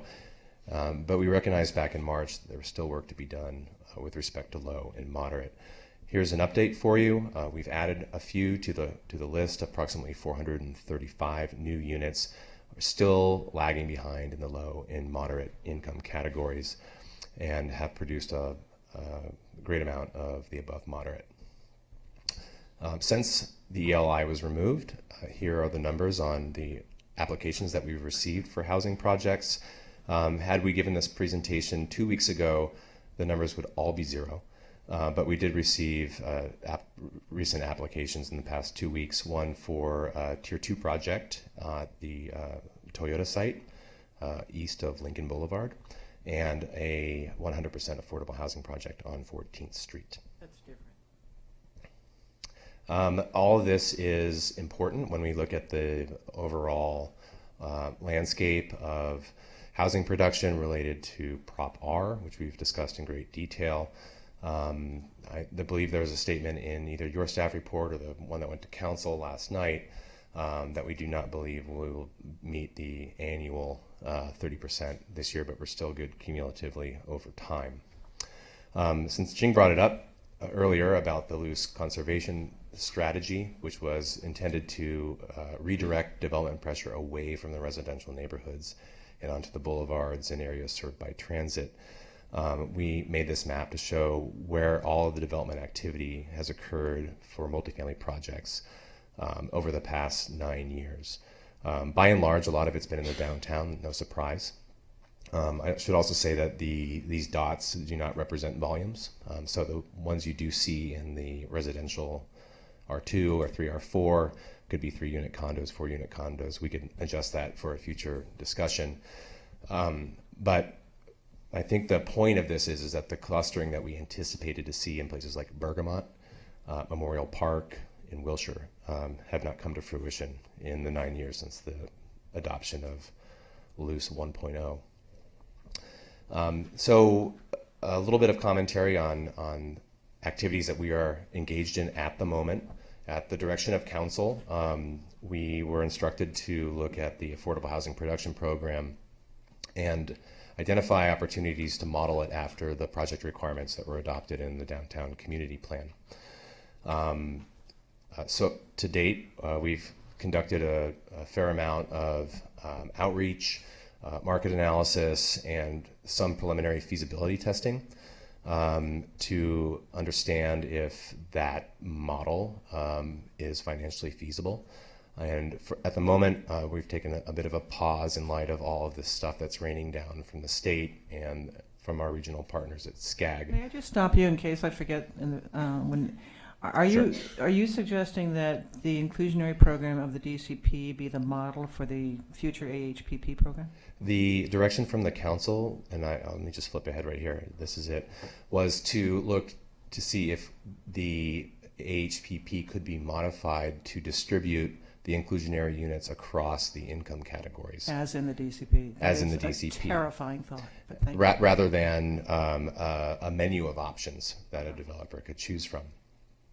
We do plan to preview some of those early findings at a midpoint with this Planning Commission and the Housing Commission and Council after we sort through some of these larger issues that really affect our ability to move forward. There's some real questions about moving forward with that. The scope of the study is here. We've developed 12 development prototypes. They're largely a mix of retail apartment versus retail office, both tier 1, tier 2, and some tier 3 in the Bergamot area. The issue that I wanted to raise, and the reason for the pause, is that we're currently using existing development parameters. So we're using the 2015 zoning ordinance and you know, the bottom of the graphs that I just described. And so it really raises some questions in light of the large potential allocation that RENA will be giving us if it's practical to proceed using those existing parameters, or if we should use this opportunity, since we have built a model, to look at additional heights, densities that could help us satisfy future mandates from the state. An opportunity to finance this and to weave it together is the SB2 grant that the city was recently awarded back about, I think, at the end of September. It's a $310,000 grant that we wrote in July and August that really looks at ways to stimulate housing production. And I should say that when we wrote this grant, we did not have a clear sense of the RENA allocation, right? And so everything was scaled to existing context. But in that, just to tell you what it's about, and it's enumerated in great detail in your report, we're looking at process incentives, we're looking at trying to create incentives for housing in the loose growth areas, trying to reduce risk and be more clear in our code. That includes creating illustrated guidebooks that demystify our zoning ordinance, work with our building and safety and our permitting folks to digitize a lot of the content that's currently required to be done on paper so that the process just moves forward more quickly. And then there's a small component that is really a restriction of the grant. The SB2 is so focused on housing production, they only allow you to peel off 10% of the grant to work on tenant protections. But we have what we believe is a pretty strong start to engage the community, to identify opportunities for better information sharing, direct connect to legal assistance for people facing eviction, and other features that will at least begin to peel back the threat of losing a home. So one way that this could fold in to the AHPP study is that we have constructed a model that has current market information, land values, construction costs, holding costs, cap rates, things of that nature. We held a developer roundtable on September 26th, where we convened about 25 local developers, land use attorneys, architects, and had a candid conversation about the cost of doing business in Santa Monica and what the impediments are to producing housing.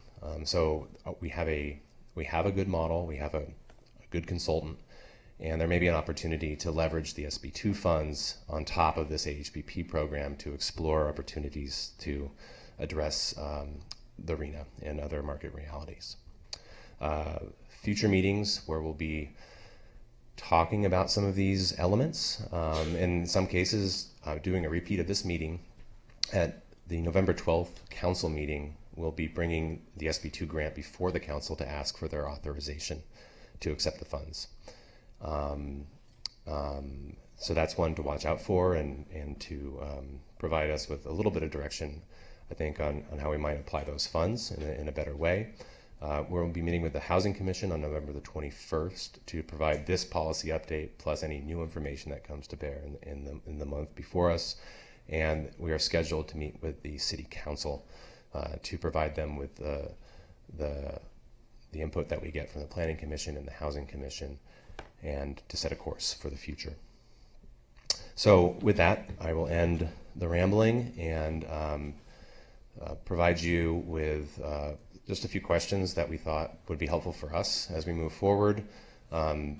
Please let us know what you think about moving forward or pausing with the AHPP feasibility study, and then we'd love to hear your comments on the scope of the SB2 as we've enumerated in the staff report. Thank you. Excellent, thank you. Do we want to, there are two people from the public who want to speak. Should we hear them? Yeah, they've sat patiently through that. And then we'll have questions for you, Peter and Jane. The first person is Jackson Mitchell? McNeil. Sorry, McNeil. I don't have my glasses on.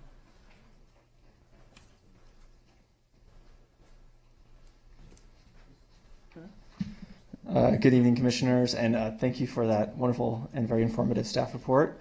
My name is Jackson McNeil. I'm a land use attorney at Harding Lamore, Kutcher and Kozel. Not here on behalf of any particular client. I just wanted to make a couple of quick comments. First, we absolutely support the city's efforts to tackle the housing crisis and address housing production. We strongly encourage any and all housing incentives and in keeping all possible housing incentives on the table. And I think the work being done under the SB2 grant is definitely a good start. Second, I just want to share some brief concern regarding the HPP feasibility study regarding the affordability requirements being done. It seems like there's an interesting dichotomy or almost contradiction. On one hand, the staff report indicated that there's been almost zero housing being built. We haven't got the housing that we expected. It's not being built on the boulevards. It's not being built in the downtown. It's not being built, at least to the extent we want, in the Bergamot or throughout the city. But on the other hand, we're now studying potentially expanding DCP affordability requirements to other areas of the city. And unfortunately, we've seen that those affordability requirements have sort of precluded at least the housing level that we want in the downtown so far. We're not getting the applications that we want. I know that we've got Prop R, we've got RENA obligations, and increasing affordability diversity is important. But at the same time as this commission thinks about how to incentivize housing production, I just want to encourage the commission to be mindful how these various pieces work together, and that as we try to accomplish some policy goals like supporting affordable housing and increasing the different affordability levels of affordable housing, that we don't jeopardize producing housing altogether. Thanks. Thank you. There's a question from Commissioner McKinnon. So, Mr. McNeil, yeah, you seem to be sceptical of the inclusionary requirements and the process of considering AHPP. Therefore, you must have a position in mind that you think is a better one. What is that position? Well, that's for the commission's discussion, but I do think we can produce affordable housing without precluding housing production altogether, without putting forward a firm suggestion right now. I know that there's been housing projects that maybe produce higher than what the HPP requires, or at a mix of affordability levels, but are still able to pencil out, but maybe aren't at the extreme affordability requirements that are set forth in the DCP. So there's the interesting point you make that you call it extreme. So you must come here tonight with some idea in mind, and we are at the beginning of the process. What's in your mind or the mind of the company? I mean, you represent a lot of developers. So are you just saying throw that out, or you want a whole new thing, or nothing at all? What exactly are you saying to us? Well, hopefully, I mean, part of the whole reason of the feasibility study is to see what can be borne out.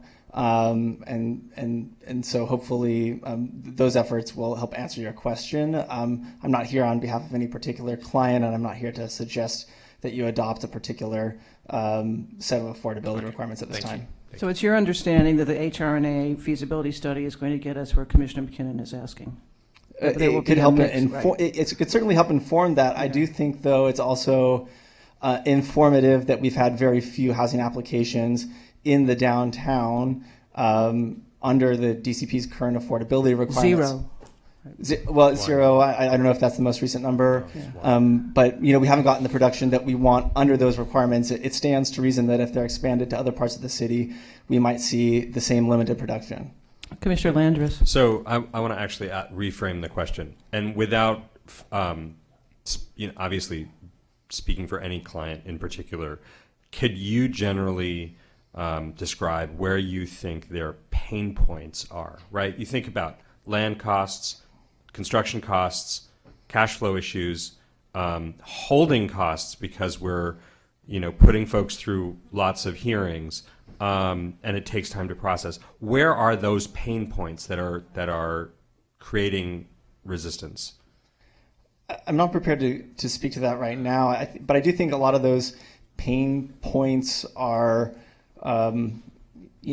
things like just the cost of land. That's not going to change anytime soon. And development standards, although it would be nice to maybe upzone if it were appropriate in some places, that requires environmental studies and maybe a change to the general plan, and that takes a lot of time and effort. So a lot of those, I guess my only point is a lot of those pain points aren't going away, and this is changing the affordability. Given that those pain points probably aren't going away relatively soon, we just have concern that you're adding on more. There's the potential to add on more pain. Do you anticipate that SB 330 streamlining will ease some of that pain? I think it's too soon to say. It's really interesting. Jing mentioned this idea of like vested rights when you turn in a preliminary application, but then you look at what's required for a preliminary application, and it's actually more onerous and more complicated than the city's own applications for entitlements right now. So I think that's hard to say. I wouldn't count on streamlining being an answer to the pain. I think you might, more likely is if the housing crisis continues, you're more likely to see even more legislation adding teeth to either the state density bonus law or the Housing Accountability Act. We've seen a little more teeth for 100% affordable projects put into the state density bonus law, and that may continue in the future for non-affordable projects as well. But I wouldn't count on streamlining in SB 330.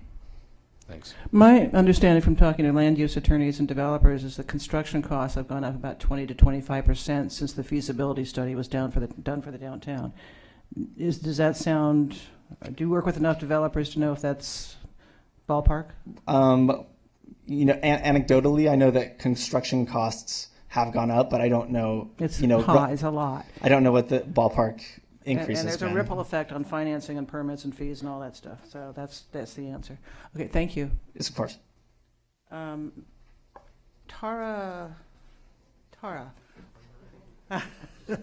Just what we know. There's only one Tara in our lives. Hi, good evening, Commissioners. I'm Tara Borauskas. I'm the Executive Director of Community Corp of Santa Monica. We're a nonprofit that builds and operates affordable housing here in the city. I would say we've been successful in providing affordable housing to the city since 1982. We have close to 100 buildings here in the city, about 1,800 units. The challenge for us is, that we feel the crisis every day of the lack of affordable housing. Right now we have 8,000 people on the waiting list, and that just doesn't feel good.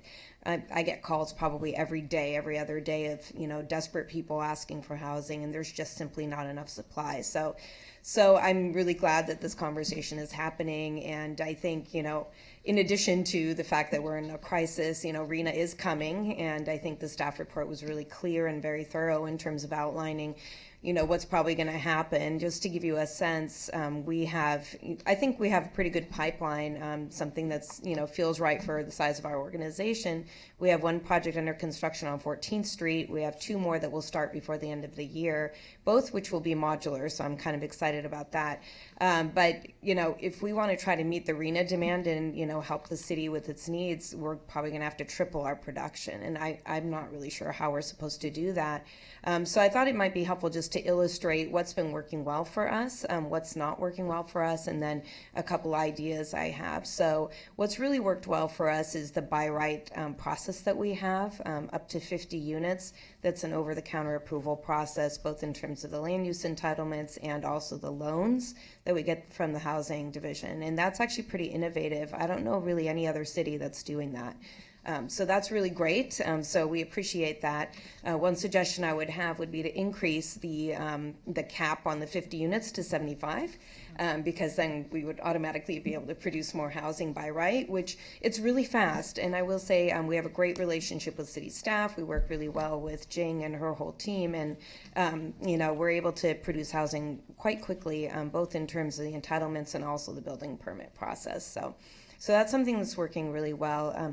Our biggest challenge is cost, and you've heard a little bit about that tonight.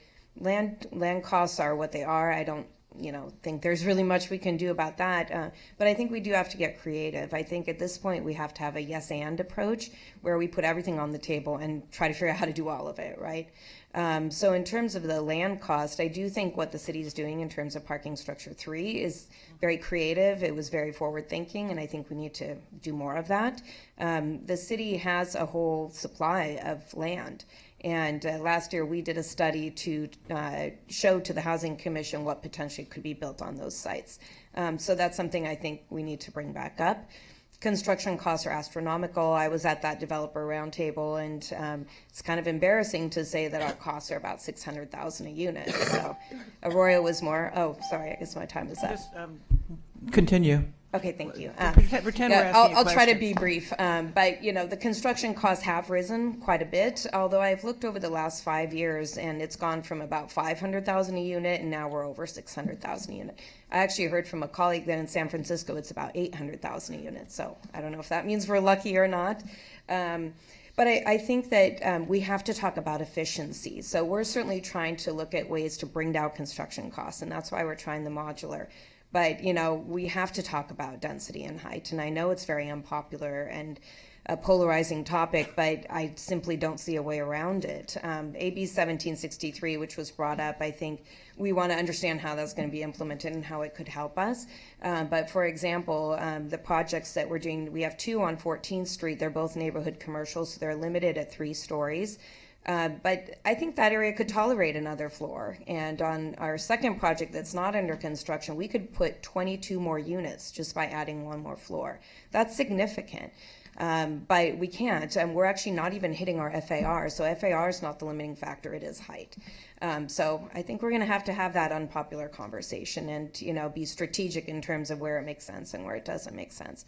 So at the same time, we have to also talk about financing. So, and I know that's a little bit less under your purview, but it's something that I think plays into this whole conversation in terms of getting creative. So I know this SB2 study is going to talk about some innovative financing ideas.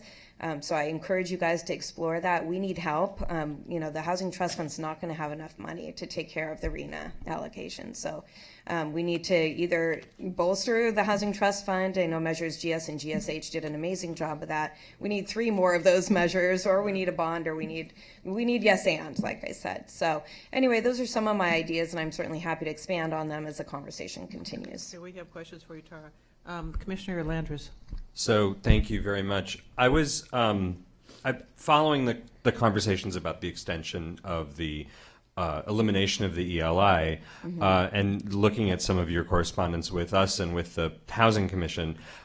You made a point that I would love for you to expand on, which is this idea that that you believe Community Corp and other affordable housing providers can do a really good job of getting us the below 60% housing, and that we ought to be focusing on finding new ways to get the 60 to 100, 60 to 8. Well, except, I mean, it's 80, but it's also there is a moderate requirement, which I understand is not tax credited, but that's part of the financing problem. So I want to include that in the question, but my question is, can you expand on that idea in terms of the RHNA allocations that are before us? How do you see that playing out in terms of actually delivering the right proportions of housing at different affordability levels? Sure, I can answer that, and there's sort of 2 parts to that answer. One of which is that the financing tool we primarily use is low-income housing tax credit, and that funds projects up to 80% AMI. So it used to only be 60, now it's 80. We get a welfare tax exemption also, which really helps us in terms of operating expenses. That's up to 80% AMI. So that's why you see an absolute black hole of anything between 80 to 120, because nobody has a tool to provide that. So my suggestion actually would be to relook at the HPP and maybe flip those numbers around. Back in the day, it was more important to try to get those ELI units. Now we have a tool. The tax credit program will take care of that, and we're certainly taking care of that. What nobody's taking care of is the moderate income. So maybe the HPP needs to be restructured to incentivize that and work with those inclusionary developers to provide those units. The other thing I will just share with you is that we are working with some market rate partners to provide their inclusionary requirements. The Arroyo was certainly an amazing example of that, but we have a few others we're looking at. And in talking to those developers, they're really struggling to try to make any kinds of projects work with the inclusionary requirements. We had one project we were quite excited about doing. It was in the downtown, and it died because of those inclusionary requirements. They said they couldn't make the numbers pencil, that it was actually better to keep the property as it was in terms of ROI. So I do think it needs an overhaul. And when you are doing that, who is when you're working with a private developer, who is you're financing through the tax credit financing mechanism? This is all above the line expense to them, right? They don't get a benefit, a tax benefit from producing these. That's below, correct. right? Yeah, in the case of the Arroyo, the developer put in $24 million. I mean, it's a hefty amount. Yeah. Okay. Thank you. Commissioner Pastor. You talked about modular housing a little bit. Have you found that our building and safety process is accommodating to modular? Well, that'll be, we'll see, I guess, because we haven't started that process. I will say in general, I think there are some things that could be looked at with the building and safety process. I highlighted one example of what I would consider to be, a fairly frustrating situation where we had to spend a lot more money than we really needed to. So I think if there are ways building and safety could look at certain things in terms of requirements that are really big cost drivers and try to figure out if they can relax those requirements, it would be good. So I'll be able to tell you in about 6 months. Okay. And then do you think if we made a minimum unit size smaller, would that make a difference for you? It certainly does in terms of cost. The tax credit agency has minimums, so we can't go below those anyway. What are there? Oh, right. What is TCAC's minimum? Yeah, I think it's $500 or $475 for a 1-bedroom, about $700 for a 2-bedroom, and about $950 for a 3-bedroom. And what is ours? HPP is actually larger. I thought we changed that to TCAC. Mm-mm. Only for who? HPP is 1080 for a 3-bedroom. It's like 500 for a studio, 600 for a 1-bedroom, and I want to say 800 for a 2-bedroom. So ours are larger than the TCAC numbers. Yeah, they're bigger. Yeah, I think a few months ago we did change it for 100% off-site affordable. That was something we had actually asked Yeah, so about. there is a change that does not apply to 100% affordable housing, whether it's funded by Housing Trust Fund or by tax credit. So it would not apply to the kinds of projects. On-sites, yeah, only off-sites. Right. Yeah. Thank you. Commissioner McKinnon. So the governor signed 14 bills last Wednesday, just a slew of bills that I guess Peter will come back and talk about, that seem to have a remarkable amount of impact in terms of removing density, height restrictions and so on. So if those bills were in place, it does look as though 14th Street could go from whatever height you're at, which is 23, 25 or something like that, to you could get another 33 feet. Mm-hmm. Would you take all of that in that location? I mean, is it likely that you'll use all of the extra height that you're given and the density? I mean, I think if we were able to, we would probably take another floor easily. I think, we've had success with the neighbors and the neighborhoods, in large part because we listen and we try to keep things in character and scale of the neighborhood. And I know that's always been, of great importance. So, yeah, I mean, I think we have to be strategic about where we add height. We have a project we're working on Pico. I'd love to add another story there. The sweet spot in terms of construction costs is to keep it wood frame and keep it at type 5 construction, under 4 stories, stories or less. So in the downtown, Peter, it wasn't quite accurate because in neighbourhood commercial, I think you can go to 7 stories on an AA, 100% affordable. So, Well, 14th Street's neighborhood commercial, so. No, it's 3 stories. Neighborhood village, yeah. okay. Yeah. So the question is, if you took the bonuses or the removal of the restrictions that are in the downtown, would it pencil out to go to 100 feet in the downtown if it was 100% affordable and you could do as much density as you want? Possibly, yeah. Because the land is very expensive in the downtown, so the more units we can do, you're spreading more units over the same fixed land cost. Because it does look as though that's possible under this new piece of legislation. Yeah, it does. That's why I'm going to be really interested to see how it's implemented. And the one nuance that we're trying to understand is that by using that density bonus, we are required to use health and safety code rents, which are quite a bit lower than TCAC rents. So that could, factor into the feasibility of the project. So whether or not we'd want to take that density bonus. So the Ringer numbers look as though they're going to triple. Are you and a series of other affordable housing producers actually in a position to triple the number of units that you can produce every year? I think we could if we had more density. Yes. So density and height. Yes. Together. We have a lot of projects that are small projects. We have one that's in an R2 zone, so we can only do 2 stories, 8 units. But I think we could do 2 more stories there. It's on Berkeley and Santa Monica. The building right next to it's 4 stories. So, I think we could work smarter, not harder kind of thing by just putting more units on each site. And the limiting factor on most of the boulevards and other places apart from the downtown is the construction of the building in terms of the cost, and you were talking about type 5 and 4 stories or 5 stories. Mm-hmm, but in the downtown, if you could break it by a considerable amount, you could look at much bigger buildings. Yes. Would that also be the case along the boulevards? Possibly, yeah. I mean, if you're allowed 60 feet on some of those boulevards, like Wilshire, you could go to 70 or 80. Yeah, I mean, I do know steel construction's more expensive. I don't quite know the differential. I've heard sort of 10% more expensive. So I think that would be offset by being able to provide a substantial number of units. Besides you, are there a considerable number of other affordable housing providers in the city? Not very many. There is one group from Northern California, EAH, that has a couple projects they're working on. There's Step Up, who is our supportive housing provider. But one of the limiting factors, I think, that disincentivizes is developer fee. Our developer fee that we earn for each project is less than half of what we would make in another city. So I think that's been a disincentive for people to come here and do work. So that might be something, it may not be under your purview, but something to think about. Can you explain that? So the developer fee is calculated based on the number of units, and it's just a percentage of the eligible cost of a project. And, tax credit agency TCAC would allow $2 million per project. So the Aurora, we were able to earn $2 million because there's no actual city funds in the project. And that's really helpful for a nonprofit like us. That's how we keep our doors open. We pay our staff and our, office, expenses and things like that. But, the same project, if we had done it with city funding, would have been $700,000. So it's a substantial difference. That's amazing. Absolutely amazing. Yeah. So you need volume in order to keep your doors open. So that's what we're trying to do. And when you were talking a little bit about some projects collapsing because you couldn't make them work because of the inclusionary, it's not just the inclusionary, it's the cost of the land and the cost of the construction as well. It was a whole suite of things, not just any one thing. Absolutely. Because it does look as though if the land was cheaper or there was some other construction cost issue, delta, then you'd go ahead with the affordability. Correct. And you don't have any thoughts about how to reduce those?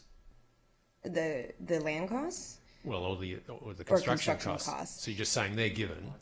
Yeah, I mean, modular is one idea. I think there are also like panelized systems where the whole thing isn't modular, but certain components can be. We're trying to explore and learn about all of those. There'd be a size limitation on that, surely. Yeah, I mean, trying to be more efficient in terms of the size. Maybe looking at setbacks could help if we had more space to actually build units. A lot of this stuff again is not the most popular, but might be worth examining. What do you mean not that popular? Obviously, Santa Monica is a beautiful city and has a wonderful character that people really enjoy. So we want to, try to balance, making sure the city is beautiful the way we want it to be, but also is as efficient as possible. So I think therein lies our challenge. Thank you. Mr. Fonda Bernardi. Yeah, first of all, thank you for your testimony. It's very good to hear directly from the people who are actually doing the hard work. First of all, you say you have 1,800 units under your management, and you're producing how many more this year, would you say? I mean, in terms of just, say, starting them.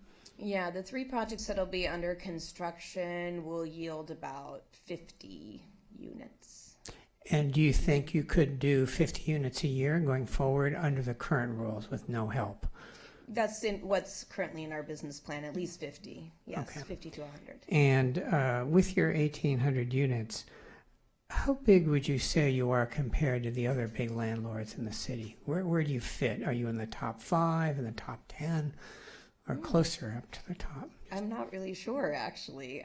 We're in our own little nonprofit bubble, so I don't really look at the other guys. But I think we're, probably in the top 5 or top 10.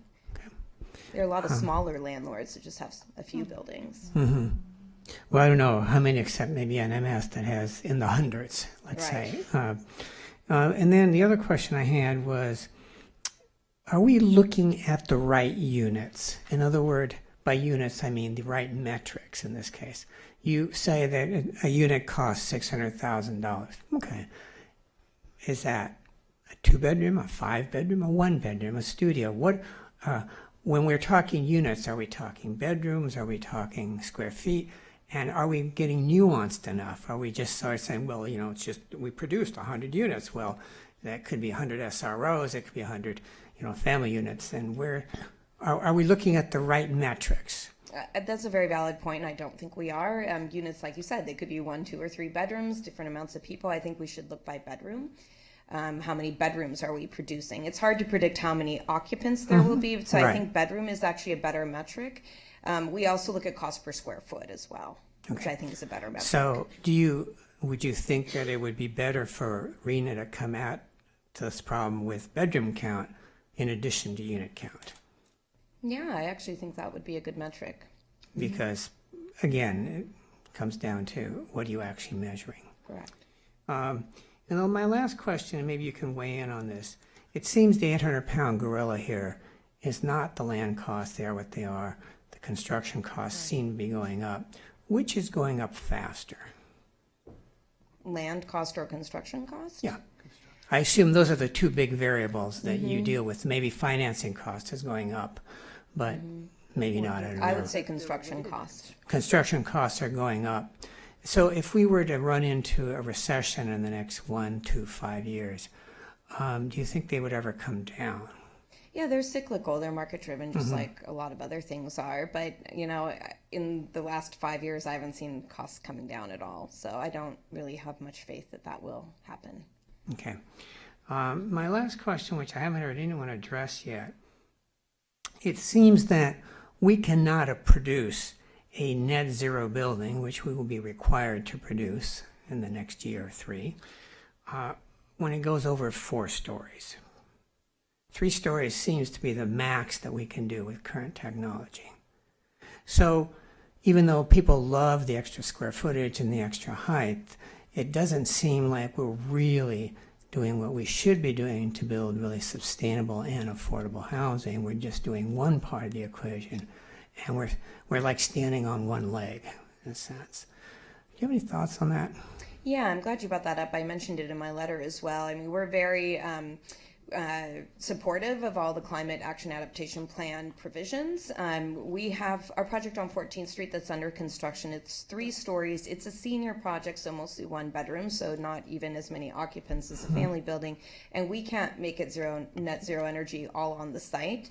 So as I mentioned in my letter, the city allowed us to scale jump, which is provide the remaining amount of solar on another community core building. And that was actually a great strategy. It's sort of a win-win. So we're going to need to do more of those strategies. Most of the sites here are small infill sites. They won't be able to accommodate all the solar that's needed to make a zero net energy project. Okay, thank you. Thank you. Commissioner Landris? So I have my last question. And I'm going to come back to this in discussion, but I'm curious, a very speculative question. So if you don't have an answer yet, what we haven't talked about yet is whether we think any amount of ADU or junior ADU construction is going to be able to meet our RENA goals. One of the things that we want to do, I think, as a policy, is incentivize people to build ADUs and then rent them out to people who are at the 60% or 80% or lower income rate. So the question is do you think there is a business model for affordable housing developers that if you had a pre-baked plans that a homeowner in Santa Monica said, come in, build an ADU in my backyard, deed restrict it, you rent it out. Do you think that business model could potentially work for you, or do you think it's so small that it wouldn't be the administrative cost of pulling that off would be too high for you. Yeah, I think it would be really inefficient for us unless we could do it on a large scale. Like if 50 homeowners said Yeah. we'll put ADUs on and we could work on all 50, then it would make sense. But yeah, otherwise I think it'd be wildly inefficient. But at scale, you think you could, if you had pre plans and some sort of incentive program. Possibly. Scattered site affordable housing is very inefficient. I agree. Even when you have like 4 to 6 unit buildings, so having ADUs scattered all over the city would be a friggin' nightmare from the standpoint of cost of managing.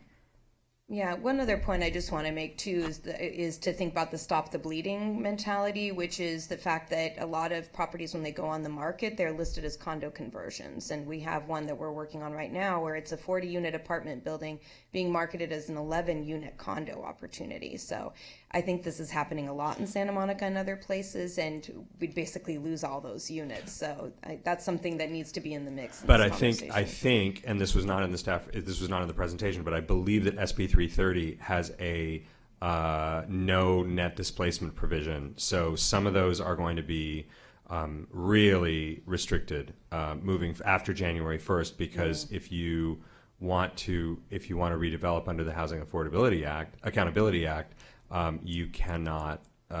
You have to replace the lower income units. So even under a change of use scenario like that? Well, if you're Ellising, then no, the Ellis still applies. But There's existing law that requires under 2556 that if you are seeking a density bonus, you are not allowed to, you have to replace all of the lower income units. Okay, can we move? I just have one final question for you, Tara, and thank you for standing there as long as you have. No problem. I think it's really important for us to understand that the RENA numbers only count for new construction. So if you were to buy a building and substantially rehab it or whatever, that would not count toward RENA. So my question, I think I already know the answer, of the 1,800 units that Community Corp owns and runs in Santa Monica, how many are existing and how many are new? About 60% is existing and 40% was Right. new. That's what I thought. And you're about to perhaps buy another apartment building. Yes, which is, but we're going to try to add units, new that's units cool. in addition That's to cool. rehabbing. Which is a Yeah. very important thing for you to be doing because it actually saves the tenants who are in that building. Right, yeah.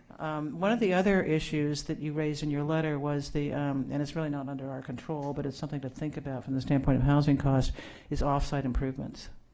I know in the case of the Arroyo, you had to repave or whatever the heck the alley, and that was a substantial expense. Right. And then the NMS project, which is next door, tore it up when it was under construction. So I think maybe there needs to be a little more thinking on the part of the city in terms of what they're asking you from the standpoint of off-sites, if for nothing else than scheduling those off-sites. Right, or at least putting everything in the conditions of approval that we could have Right, a chance to have a right. conversation about and understand the cost up front.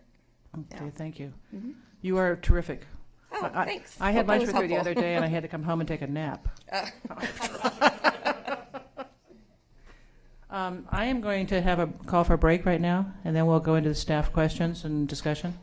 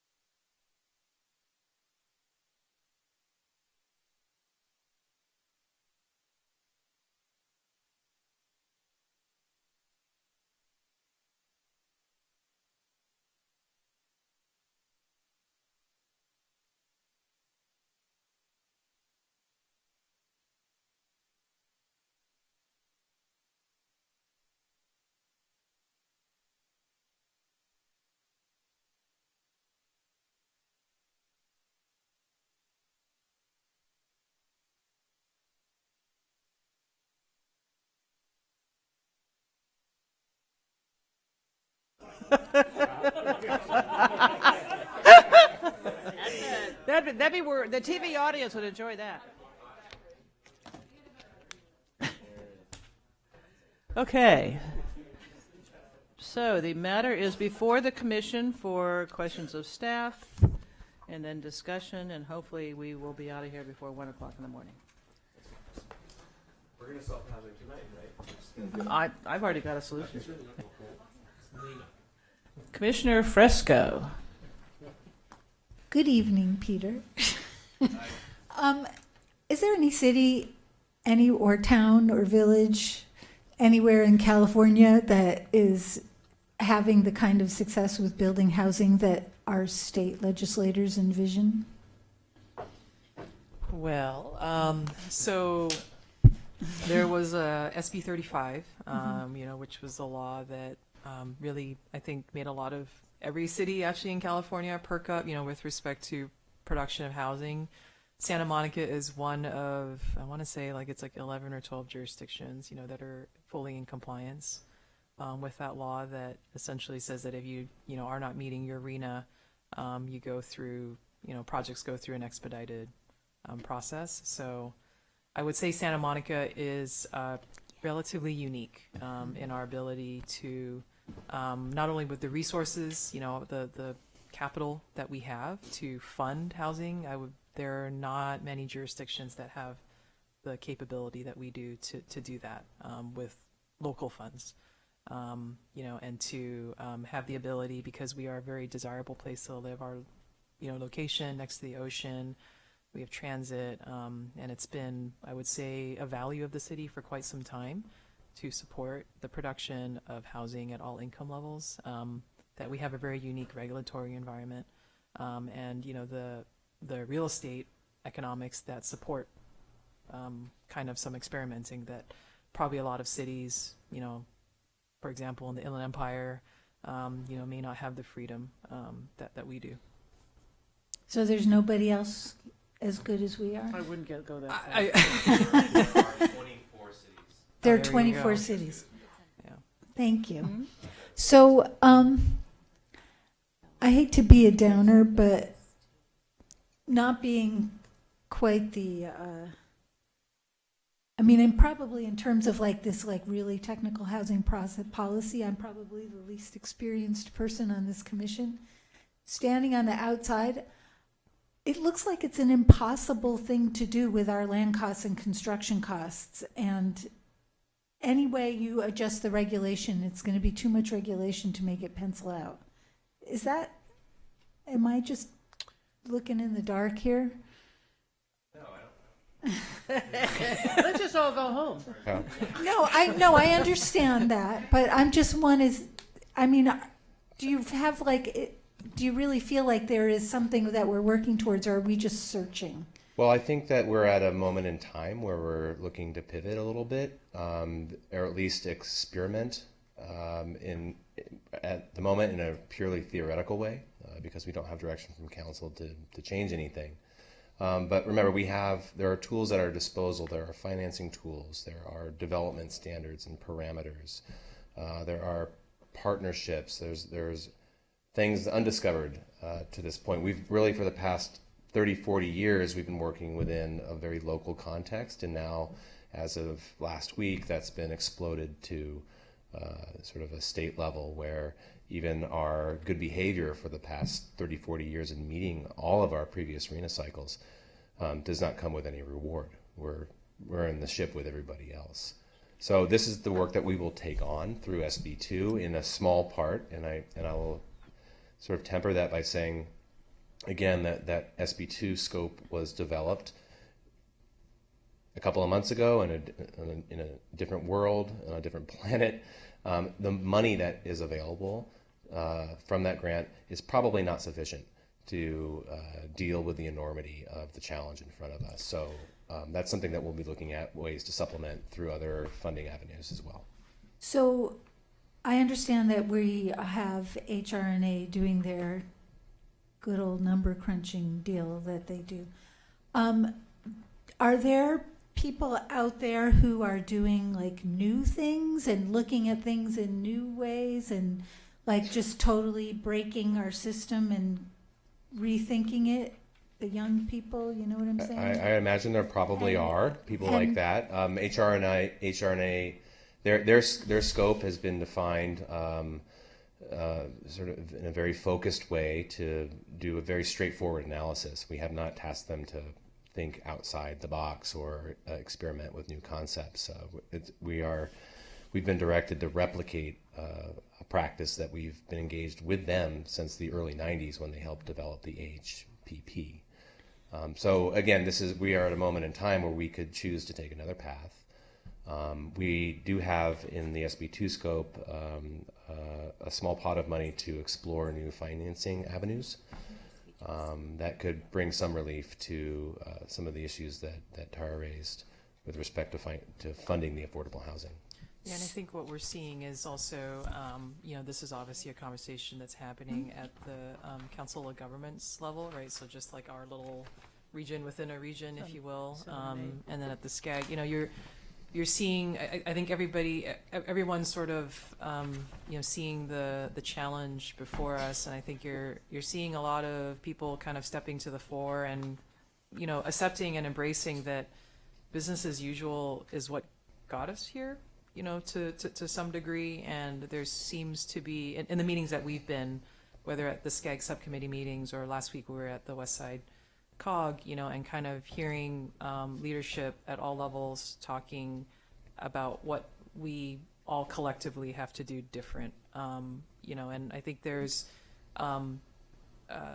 a move towards whether it's regional partnerships or, compare and contrasting. I think we're starting to see that, hey, what are you doing, and kind of like, can we share and try to have consistency across all the jurisdictions in terms of the programs and ideas. So there's a lot of information sharing. And I think that, it's very much in its infancy because like these laws came into effect to precipitate a change, from business as usual. And I think we're in the, forming phase of that, right now, to try and understand what this all means. And, could very well be that, the sort of challenge, that's put before us, like there might be really big numbers. You've got fewer sites. I think everyone's hoping, is that something that is going to be tackled in the next legislative session, or what does that mean for cities? I think that is an unanswered question, at this point. Does it necessarily mean upzoning? Does it, what does that mean to every locality which is used to this notion of local control? And, there's, I think, still strong advocacy for, yes, accountability at all levels, but does it make sense to force it, in that way across every jurisdiction? Can it? And I think Santa Monica has tried to advocate for housing production, and we've tried to prove that there is a way to do this and still be, true to your community's values and to encourage growth in a responsible way. And I think we're, really trying to invite others to, jump on that train as well. Are there? Well, maybe it's too soon, but I'm just trying to think of a different way to where new information is, like incubator groups and universities where they're talking about like really wacky new ideas that. Yeah, I mean, I think we'll share, like, out of the developer roundtable, there was an idea, and it was an idea, that was put forth by a couple of developers. Is there a way that we could consider allowing developers to pool together their resources to satisfy affordable housing requirements, like across multiple developers, if they wanted to come together in a consortium and put something on a site? I don't have an opinion, like, I don't know that our HPP quite allows things in that manner, but, if someone wanted to come forward with a proposal to do that and they had the cooperation and the wherewithal to be supportive of each other in that kind of endeavor, I don't know why the city would turn away from something like that. So I think those are like some ideas that they're thinking through, seeing the need to produce affordable housing. And, we're really posing the question, this is all of our responsibilities, to produce this housing, and like, how can we kind of crack this nut, so to speak? So that's like an example, of what we're seeing. Yeah, another example, not as good, but another example that came out of that developer meeting was potentially the city partnering with housing developers, like, you know, for-profit housing developers as a means to, you know, locate affordable housing in areas that are served by transit and close to jobs, rather than just where it's cheapest to buy land. Okay, thank you. Commissioner Fonda Bernardi. A couple of quick questions here. Same question I asked Tara. Are we using the right metrics as far as you're concerned, Peter, or the city? Again, are we in square feet? Are we in bedrooms? Are we in units? What's the right metric to measure progress? Well, or are we dollars, meaning number of, you know, dollars per unit rent? Is that the right metric? What number should we be using? Well, we're currently using the numbers that have been handed down by the state, and the metrics that have been handed down. Right, and I'm asking, are those the right metrics? Well, I think that's not our, it's actually not our, we have no input into that process. We may feel we have no input, but I'll ask the question the other way. When we build a project, there is something that is torn down typically. There's no vacant land. We see a lot of 3-unit condos going up all over the city, okay? When those 3-unit condos go up and they're 2,000 square feet each, there's 600 square foot 1-bedroom apartments that go up in smoke, okay? So when I put the loss versus the gain on the scale, do we have the metrics to be able to recognize that? Do we have the metrics to be able to track that? Well, so, you know, that is, yes, you know, we do Number of track, units we do. actually do track, for Proposition R compliance, like housing production, like every multi-unit development that is approved and constructed. So that's the Proposition R reports that you see, including 3-unit condominiums and you know how much affordable. So we do track housing production across the city and how many units were existing on the site prior. I think one interesting piece of the puzzle that we are wondering about, and I think we're going to delve into with the housing element, is what role do this new housing models or co-living models, like what does that play? How are units defined by HCD? You know, with respect to because we don't, like I said, we don't have input to just decide that we're going to count bedrooms or whatever, you know, because they are giving us numbers to say unit is a unit, and I think we're just asking, well, what's the definition of a unit? I think, you know, San Jose is one city that has indicated that they intend to use co-living in that manner, and we are going to research further as to why they think that is so and why they think they can do that. So going down that road, I'm glad you brought that example up. Let's say you had a city that chose, not that we would do such a thing, to race to the bottom and say, well, we need to produce 1,000 units, so we're going to produce 1,278 square foot units. You know, they're all going to be like basically SROs. Oh, we met our arena goals, we're done. And I'm saying there's some other metrics here that are missing. There's some other part of the equation that's not being accounted for. I appreciate the question you're asking. I think right now we're just, like I said, we're presenting the statutory requirement, which is, from the state's view, all they care about is like, are you meeting your numbers? As a locality, you know, we obviously have to consider many other factors, right? You know, the quality of life and sort of like, you know, how a city grows and you know, all the pieces of the puzzle that are integrated into housing production. So, you know, I think that as we move forward, you know, we're at the start of this process. I think that is part of the discussion that will be ongoing as this process unfolds. And, you know, when we finally do get whatever the number is, we are going to have to figure something out because the consequences of not complying with your housing element are increasingly severe. You know, at the state level, you know, they have tied housing elements to transportation funding. So that is, you know, obviously something that, you know, we would want to continue to sustain. So, you know, there are real ramifications for not meeting this, but it doesn't, I don't know that we have answers to that yet, but certainly I think the question you're asking is the right one, and it's one that we're going to have to sort of think about, you know, because I understand what you're saying is like, you know, we have this production number But we're going to have to think about how we do that within a Santa Monica context and what is sort of going to work for us, but keeping in mind that there is going to be a requirement. It's not going to be a choice. It's going to be a mandate. Yeah, and if I can just add to that, Commissioner Fonda Bernardi, this is really giving us pause, those of us that have been working in this field and in the city for the past decade and a half, participated in the discussions around loose and where does it go and how much is it, and, and having drafted all of that content for the Planning Commission and the Council. And there's a real sort of soul to that story, right? This is how we define who we are as a community.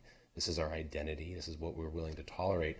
And all of this that's coming down challenges the very fundamental nature of the general plan, of the downtown plan, of what Bergamot was supposed to be. And so we're not on opposite sides of the table with you in any way. We are messengers at this point. We recently went to the state planning conference, and it was all about this. There are thousands of people running around, jumping up and down. And the overriding sentiment from that conference was get the message out now. And so we're just doing Let me follow up on something that you said. It seems clear that we have done an exceptional job, that we're even meeting our numbers given the consideration of our land costs and that we're a built-out city. We don't have a lot of wiggle room, so we have been remarkably successful in rolling out what we've been to do. And I resent people who come in and start criticizing and say, well, you haven't done this and blah, blah, blah, blah, blah, blah, because what's really being happening here is, no good deed goes unpunished. We're an exceptional city given our circumstances. We're doing an amazing job. Our citizens are self-taxing themselves at 0.5% a year to produce this stuff, and it's not good enough, and we need more, and blah, blah, blah, blah, blah, blah. And so I'm trying to figure out, well, what's the political pushback here that doesn't just turn into NIMBYism? And It's too late. Well, it's never too late, because let's be honest, if you really think we're too late, well, in that case, just give it up now, because it's going to be global warming, and that's going to cook everybody out of the city. And that's just the way it's going to be. And the question is, do we have 10 years, 12 years, 15 years? It's not going to make a difference. But the point I wanted to make is that we do seem to have an exceptional city here. And I think the model is correct to drive the development down the boulevards. And I think that was a good model way back when. And I think it's still a good model today. And there's a lot of capacity on those boulevards. What there isn't on those boulevards is owners who are willing to sell, because they're sitting on cash cows, and it's much riskier to go into a development agreement or to try to build than it is just to keep getting the rent from that 1 or 2 story building on the boulevard.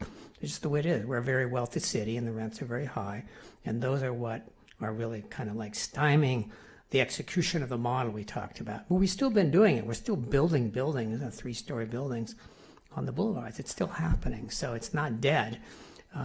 To some degree, you're right. You're absolutely. There are active projects happening in the eastern portions of Santa Monica Boulevard. And as Commissioner Sean said, ADUs are rolling out, and they're starting to build some momentum there too. So what I'm saying is, we're doing all the right stuff, and somebody out there in Sacramento is complaining about it. I'm just wondering, where's the political leverage to push back? And so, well, there, as Jing mentioned in her portion of the presentation, there will be an appeal process, and I think that's when the political guns come out, and cities that object to their allocation have the opportunity to argue for a different number. We have already submitted some comments to SCAG. It was accepted. We'll have our opportunity again to double up on that. So because there's no silver bullets, if you go to these meetings, you have one good idea that will work. I've heard my good idea for tonight, which is take the cap off the buy right 100% affordable, make it 100 units, make it 200 units, make it unlimited in a sense, and just turn those people loose, because they're the ones delivering the goods. So, that's a freebie. It doesn't require any rezoning. It doesn't require any of that. It doesn't require more funds. Just an ordinance change. Yeah, do these, knock off the low-hanging fruit. So that was my first project when I got here in 2005. Was to do that. You were ahead of the wave. Okay, Commissioner Landris. So I have a few questions, but let me start with the ADU question. can you, where are we in terms of, because I know there have, obviously, you've done a lot of work on ADUs. We've gone to the trouble with ordinances that were ahead of the state, speaking about, we're one of the good guys. To what extent do you think that ADU production could help with some number of these housing units? Do you have any sense? I mean, you have to find people willing Yeah. to do it.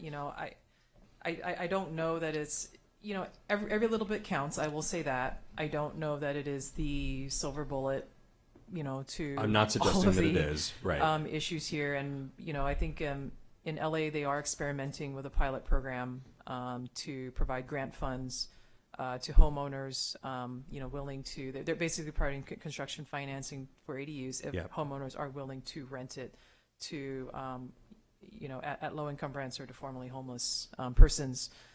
I have, that's not that's not an idea that has taken traction, or we've seen direction from council to something like that yet. But we are seeing definitely interest in production of ADUs. I think we don't know for a fact, but I think anecdotally we suspect that that's really just people are building it to house their family members or what have you. But that certainly helps because that family member is then not out in the market looking for a unit, right? So like I said, I think it is one factor in this equation. We're going to have to look at production at all levels. And with the new bills, it's ADUs not just on single family lots but also on multi-family. So we're trying to kind of analyze that and understand what that means. I think it could be helpful to even look, because they took away the lot minimums, the lot size minimums, and so a lot of our standards are going to go away. But it could be helpful to get a sense, right, just by looking at the parcels available to understand what's the cap, that will be part of the housing element work as we look at capacity, in the city overall of like what might happen where. And have you considered with this, I'm looking at item 6 on the illustrated housing development process guidebooks, following the example that I think the County of San Diego just recently set. They've actually published the first 2 set of fully free and pre-approved plans for ADUs that anybody in San Diego County can literally, I don't even think they have to pay permit fees because you just go do it. We definitely have an interest in doing that. That is one of the scope items actually in the SB2 grant. We have, kind of a handout now, kind of FAQ thing, but we want to do something much more substantial to make it easier for homeowners to understand the ADU process, potentially including something like that, that would make it easier for folks just to come in and say, I'd like to do Model A in my backyard, and there it is. I mean, exactly. So, I mean, LA Moss has done a great, beautiful lookbook for the city of LA. But, and I think they're a great example. Liberally from. Oh, good. Good. And there's enough money in that scope item to work on other pieces of the housing puzzle too, that to sort of visualize how you can, do a variety of different improvements to buildings or increase space for tenants. We really massaged those numbers so that we had space to discover the undiscovered. Yeah, and I want to, and then can you say a little bit more about this item 4? I want to. I understand production. We're focused on production here. We have to produce housing, but when we think in terms of some of the questions that Commissioner Fresco and Commissioner Fonda Bernardi have raised, in terms of has the train left the station? When I was at the CalBike conference yesterday, there was a session on housing, sort of housing advocacy and transportation advocacy that a number of us expected was going to be a session about. Frankly, we thought it was going to be a session about how do you put these pieces together, and really, it was a bunch of people. Frankly, there were a number of people who were talking about how active transportation is a form of gentrification, and that was really expressing a strong worry about displacement, right? And if we're going to get ahead of, if we're looking at pushback, if we're going to get ahead of what the what the challenges are. I think we have to have our displacement game on and really be focused about how we are preventing displacement, whether it's the rent-controlled units that are getting turned into 3 condos on a parcel or other pieces. And it would be helpful to have a sense from you of what your broad thinking is, because any conversation about production, I think, must be complemented, I mean, more than complemented, by a really strong anti-displacement game. And that was exactly our thinking when we put this together. I mean, the grant is so focused on production, but knowing our community and knowing where a lot of people stand in the community, we wanted to ensure that it was balanced by some modicum, whatever the max that we could get for tenant protections. So when we conceived of this, it was really with a mind towards the work we're doing with the Pico Wellbeing Project. And what we've heard from that experience is that first and foremost, people just lack the information to know about available resources. And so this $31,000 in this grant, provides enough for us to host some events and to bring people together, and then to pull the various pieces of the housing resources and housing policies under one roof, at least in a guide or a website or a bus ad or something, so that it is way more visible to people what their options are going forward. Because right now, it's a labyrinth to figure out what your next move is once you get that letter that says you're out in 30, 60, 90 days. We would love to have more resources to expand the scope of this particular project, so that we could work on things like right to legal counsel, which would provide immediately another safeguard for people that are facing evictions that have very little resources. There's a lot of things like that we could do if we had, the political will to put money behind it, and then the staff resources to chase it down. And to make the point, I mean, with AB 1482 coming into effect and other protections coming into effect, I think it's what can we do before that letter is sent, right? What protections can we put in place? How could we, and then when it comes to production, how can we incentivize? I think this goes to things like the TCAC unit size versus AHPP unit size, other unit sizes. How can we incentivize in the production conversation the maintenance of the existing units that's required under the law, and how do we redirect the development conversation so that we are producing as much as we can where there's no pre-existing housing, but essentially protecting those folks, because by the time they've gotten the Ellis letter, it's too late. Honestly. Right? We need to be creating the system, the legal framework and the production framework that steers people away from displacement or minimizes that displacement and ensures that they're rehoused, right? Right. I mean, landlord assistance is not a popular topic in a renter-heavy town, but I mean, that essentially is what you're getting at, is that there's people that are cashing out, a generational change in ownership, and people are just not up for the job of maintaining the older building. I mean, we pay people to remove their lawns, but we don't pay people to replace their windows. But if someone has decided to Ellis a building, there's no amount of subsidy we can give to a landlord to stop that. I mean, it's the crux of the pod program, was to like, if it was an idea, like if we could provide some modicum of subsidy, what would it tip the scales on? And we did, I mean, just looking at Pico, we looked at each property and, which ones were potentially the most vulnerable to change. And it's in the existing conditions report.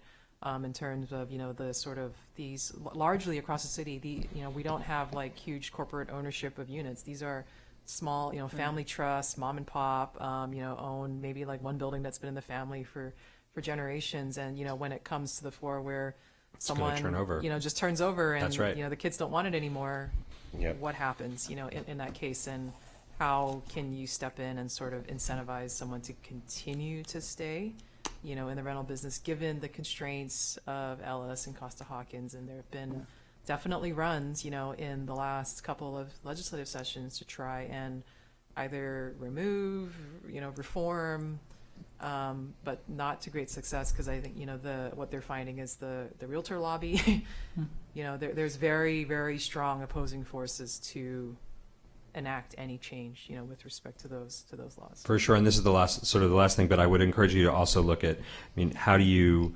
and I'm thinking from my Social Services Commission experience, what other supports could be provided? Because I think there are landlords, there may be landlords, right? Some of whom are going to be motivated entirely by maximizing cash flow. There's not a whole heck of a, we can protect tenants with as robust a legal framework as possible, but at the end of the day, they're going to do what they're going to do motivated by dollars. But I think there are others for whom being in the rental business is not about the maximization of profit, but there are other factors related to regulation, related to aging tenants, related to other things that maybe there are services that the city can provide that makes it easier for them to be landlords. Maybe not more profitable, but less burdensome. I'm thinking about what happens when a tenant starts to hoard. How can the city or the county help, smooth that out? And I just pose it as a question to you to think about whether there are other ways to, because one of the fastest growing homeless populations are seniors, and we have a high proportion of seniors in Santa Monica. I think we've got to look at, again, how is all of this conversation going to impact that population? I think one thing to think about is what we talked about earlier, and that is Community Corp buying an existing apartment building that's in danger in the Pico neighborhood, and that is a wonderful thing for the tenants there. The downside of that, if there is one, is that housing trust funds are being used for that could have been used for new construction. So that isn't a RENA program. Okay, Commissioner McKinnon. I'm sorry, Commissioner Pastor. Couple of things. I'd like to see us look at, I think this idea about could developers pool and essentially, it's funny that you brought that up because I've actually been thinking about this for a long time. And to me, it seems a little bit like it's a infrastructure financing district, right? Where you're basically, everyone is then, somebody builds an affordable building and all the developers to come then basically pay back that developer. And I think in some ways it actually, you have to marry having a city, it has to be a city partnership because maybe it's the city who builds it and then it gets paid back. So I'd love for us to look at those ideas. I'd love for us to look at, are there city sites? It has worked really well in Los Angeles where affordable housing is being built on city-owned sites. It's producing a ton of affordable housing. I also agree with Tara that I'm not saying that we have enough extremely low-income units, but there's money to build those units, and then there's money to build like quote-unquote luxury units. And so how do we incentivize this sort of middle market? And I think it would be interesting to see what happens if you flip the inclusionary on its head. So I'd love for us to look at that. I'd love for us to look at, I do want to know if there's going to be issues with modular housing, because I know in LA when they first started doing it, there was a ton of issues with building and safety. So let's look at that. And we have to have a conversation about upzoning in this city. And it's not going to be popular, and maybe I'm going to get kicked off the commission. But that's the deal, right? We can't just have density on a few corridors in our city. There has to be an intensification of zoning. And I think we've done a great job on a lot of things, and I appreciate that this community has worked really hard. But I think we also need to put the new law in context, which is that RENA was artificially low. And so we can pat ourselves for meeting our RENA allocation, and that is a huge accomplishment. But like, RENA has been an artificially low number for 30 years. So we're not doing enough because we have all these people living in our streets, right? So let's have the hard conversations and let's talk about where these things could change. And I mean, I'm a little concerned that we're saying, well, let's look at the like the Bergman area and all those things, but obviously nothing's working there. So we definitely need to look there, but we need to look at other places. Yeah. In SB2, The scope is to look at the boulevards and to look at Bergamot. I think we should look beyond the boulevards. There's always the activity centers, and I think we should look beyond. And then also, I think the one thing, again, and I'm sure that's not going to be popular, but process-wise, I wonder if we could look at, I mean, I'm always sort of shocked when we're hearing projects with like 3 units, okay? And that we spend hours doing that, and I'm a little surprised. And so, Which ones were they? Track maps.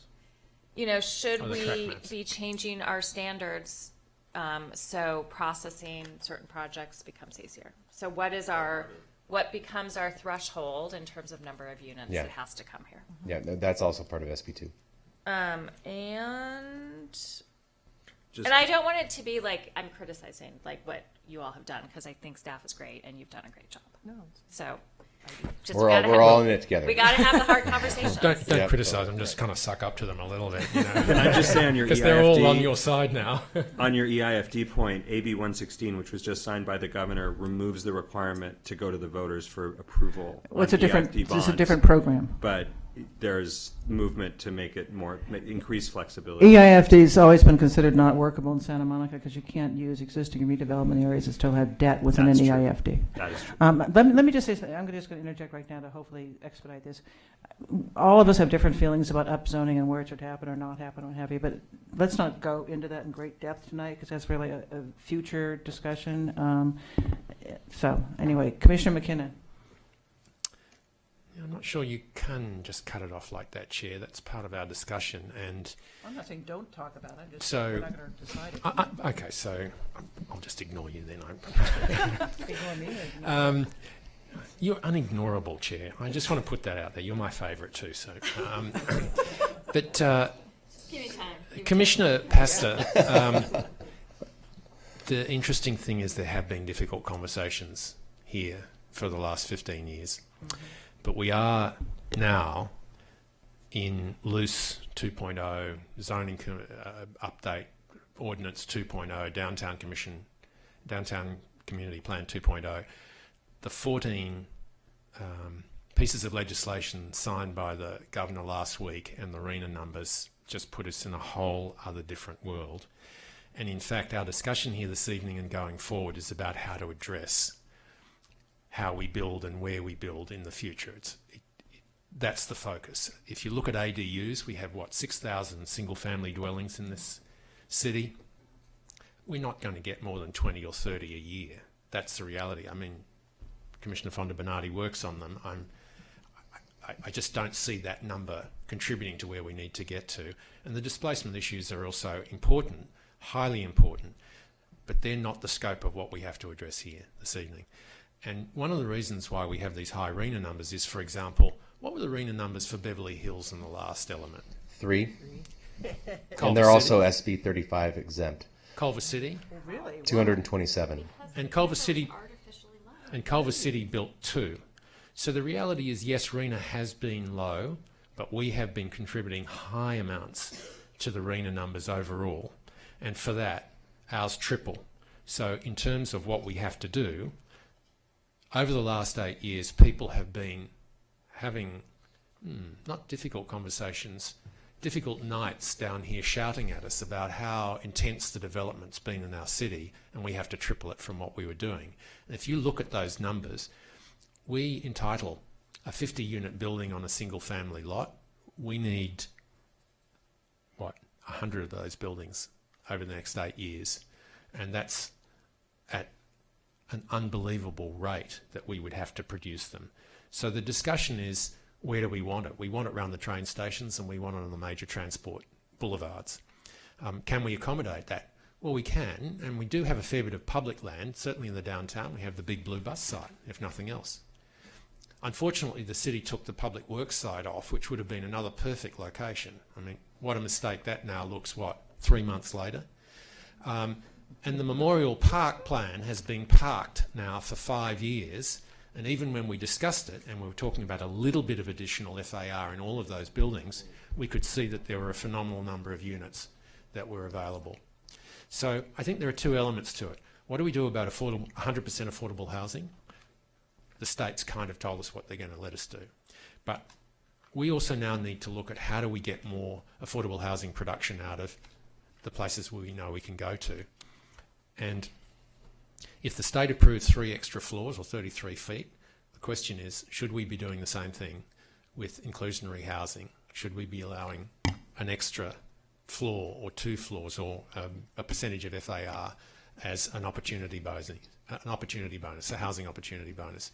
I mean, one of the issues in our city is that, like a lot of places, we are hollowing out the middle class here. What we now have is people who are millionaires because they own houses, or are extremely well paid to sets of income going to the $4,000 and $5,000 and $6,000 and $7,000 a month rent, or people who are being supported either in rent control or affordable housing, and less in the middle. And that's an unsustainable city going forward. So these sorts of issues are what we now need to face. And when you talk about upzoning, the question is where, to what extent, how do we deal with the issues? Do we just provide opportunity bonuses for affordable housing to be built as part of the rest of what we do, and that gets developers across the hump? And I think we should be looking at that, and rather rapidly. And what Tara was interesting, because she was saying we don't tend to build much more than 3 or 4 stories because we get into a whole other cost zone. So we contain the buildings we have. But if we're looking at the downtown and it says you can go 33 feet above what the maximum zoning is, that's a different opportunity. But it's also a different, denser city, and it's this height. And does that contribute to a community you want on the walking around? And those are some of the tough issues. But it does seem to me we've got to look at every opportunity for developers to provide inclusionary housing, and it's the extent to which we can do that. And we need an answer, I think, rather rapidly. And then where do we want to concentrate it, and therefore what incentives do we want to offer in our city? I think we have to complain a little bit about the disproportionate allocation of arena we've got, but I think that's a done deal. I think Commissioner Pastor is right. We do have to have a discussion about, do we need to look at the building envelopes, the heights and the densities, and where does that pertain? But I think it's a political challenge as well as anything else.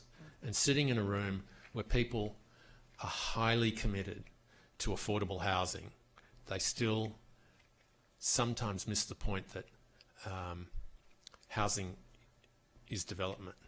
You're building things. And so I think when the general population goes, why are we building all this stuff, being development, that's housing. That's what we're being asked to do. And I think the time zone on this is right now. And I understand that with the sites, we can't just say parking lots or parking areas are land that we can look at. But we do have some large parking lots in the city that are adjacent to supermarkets. And the question is, what would incentivise the turnover of those large blacktop parking lots into housing in places where they're ideally suited to create a community, right next to a supermarket? We had that regional centre. Well, you had activity zones, which is a little more than regional centres. Well, whatever it was, where Gelson's is. Yeah. Well, no. So the interesting thing about Gelson's, even with the changes, large numbers of housing can be built down there, and you can go quite high on that lot with that envelope, and it hasn't happened yet. So there's some real questions about that. But I'm also thinking about the 2 Vons, the 14th in Wilshire. Yes, and 26 or Centinela. That's area. another. Lincoln and Broadway. Yeah, there's Lincoln and Broadway. There's the one at 14th, and then there's Bristol what other Farms, the other supermarket? Yeah. So and there's a Ralph's. So there are a number of places around the city where there are those lands, and so somehow we have to combine that into a strategy right now. And it's what is the incentivising factor? We know now that the state's taken and changed all the rest. I don't think you've got enough cash in this. These series of 7 things that you're doing to actually do it properly. I mean, I look at it and I thought you'd skim the surface if you had $40,000 to look at enhancements, or $48,000. And it's the fact that we're in this new world that absolutely drives the change. It doesn't really matter what we've been in. What we now have to do is so significantly different and such a threat to the way we've done business and the sort of idea of the city that people have had. If they think it's a sleepy beach city that's been destroyed, Mario, just wait for the next 8 years, because the change that's coming, enforced by state mandate, is quite considerable. So, Okay, I'm going to do something unusual. I'm going to jump the queue. Well, actually, you just jumped off, so I'm going to go to Commissioner Reese, and then I'm going to speak because I haven't had a chance to talk. So, Commissioner Reese. I will be quick. So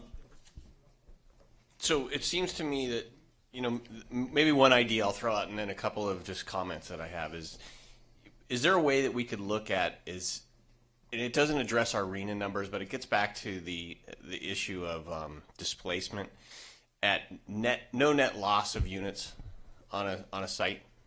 I mean, I don't know if we can do that with LSAC stuff like that, but you know, we're getting killed with 8 or 9, 10 units being taken out and then 3 units being put back as condominiums.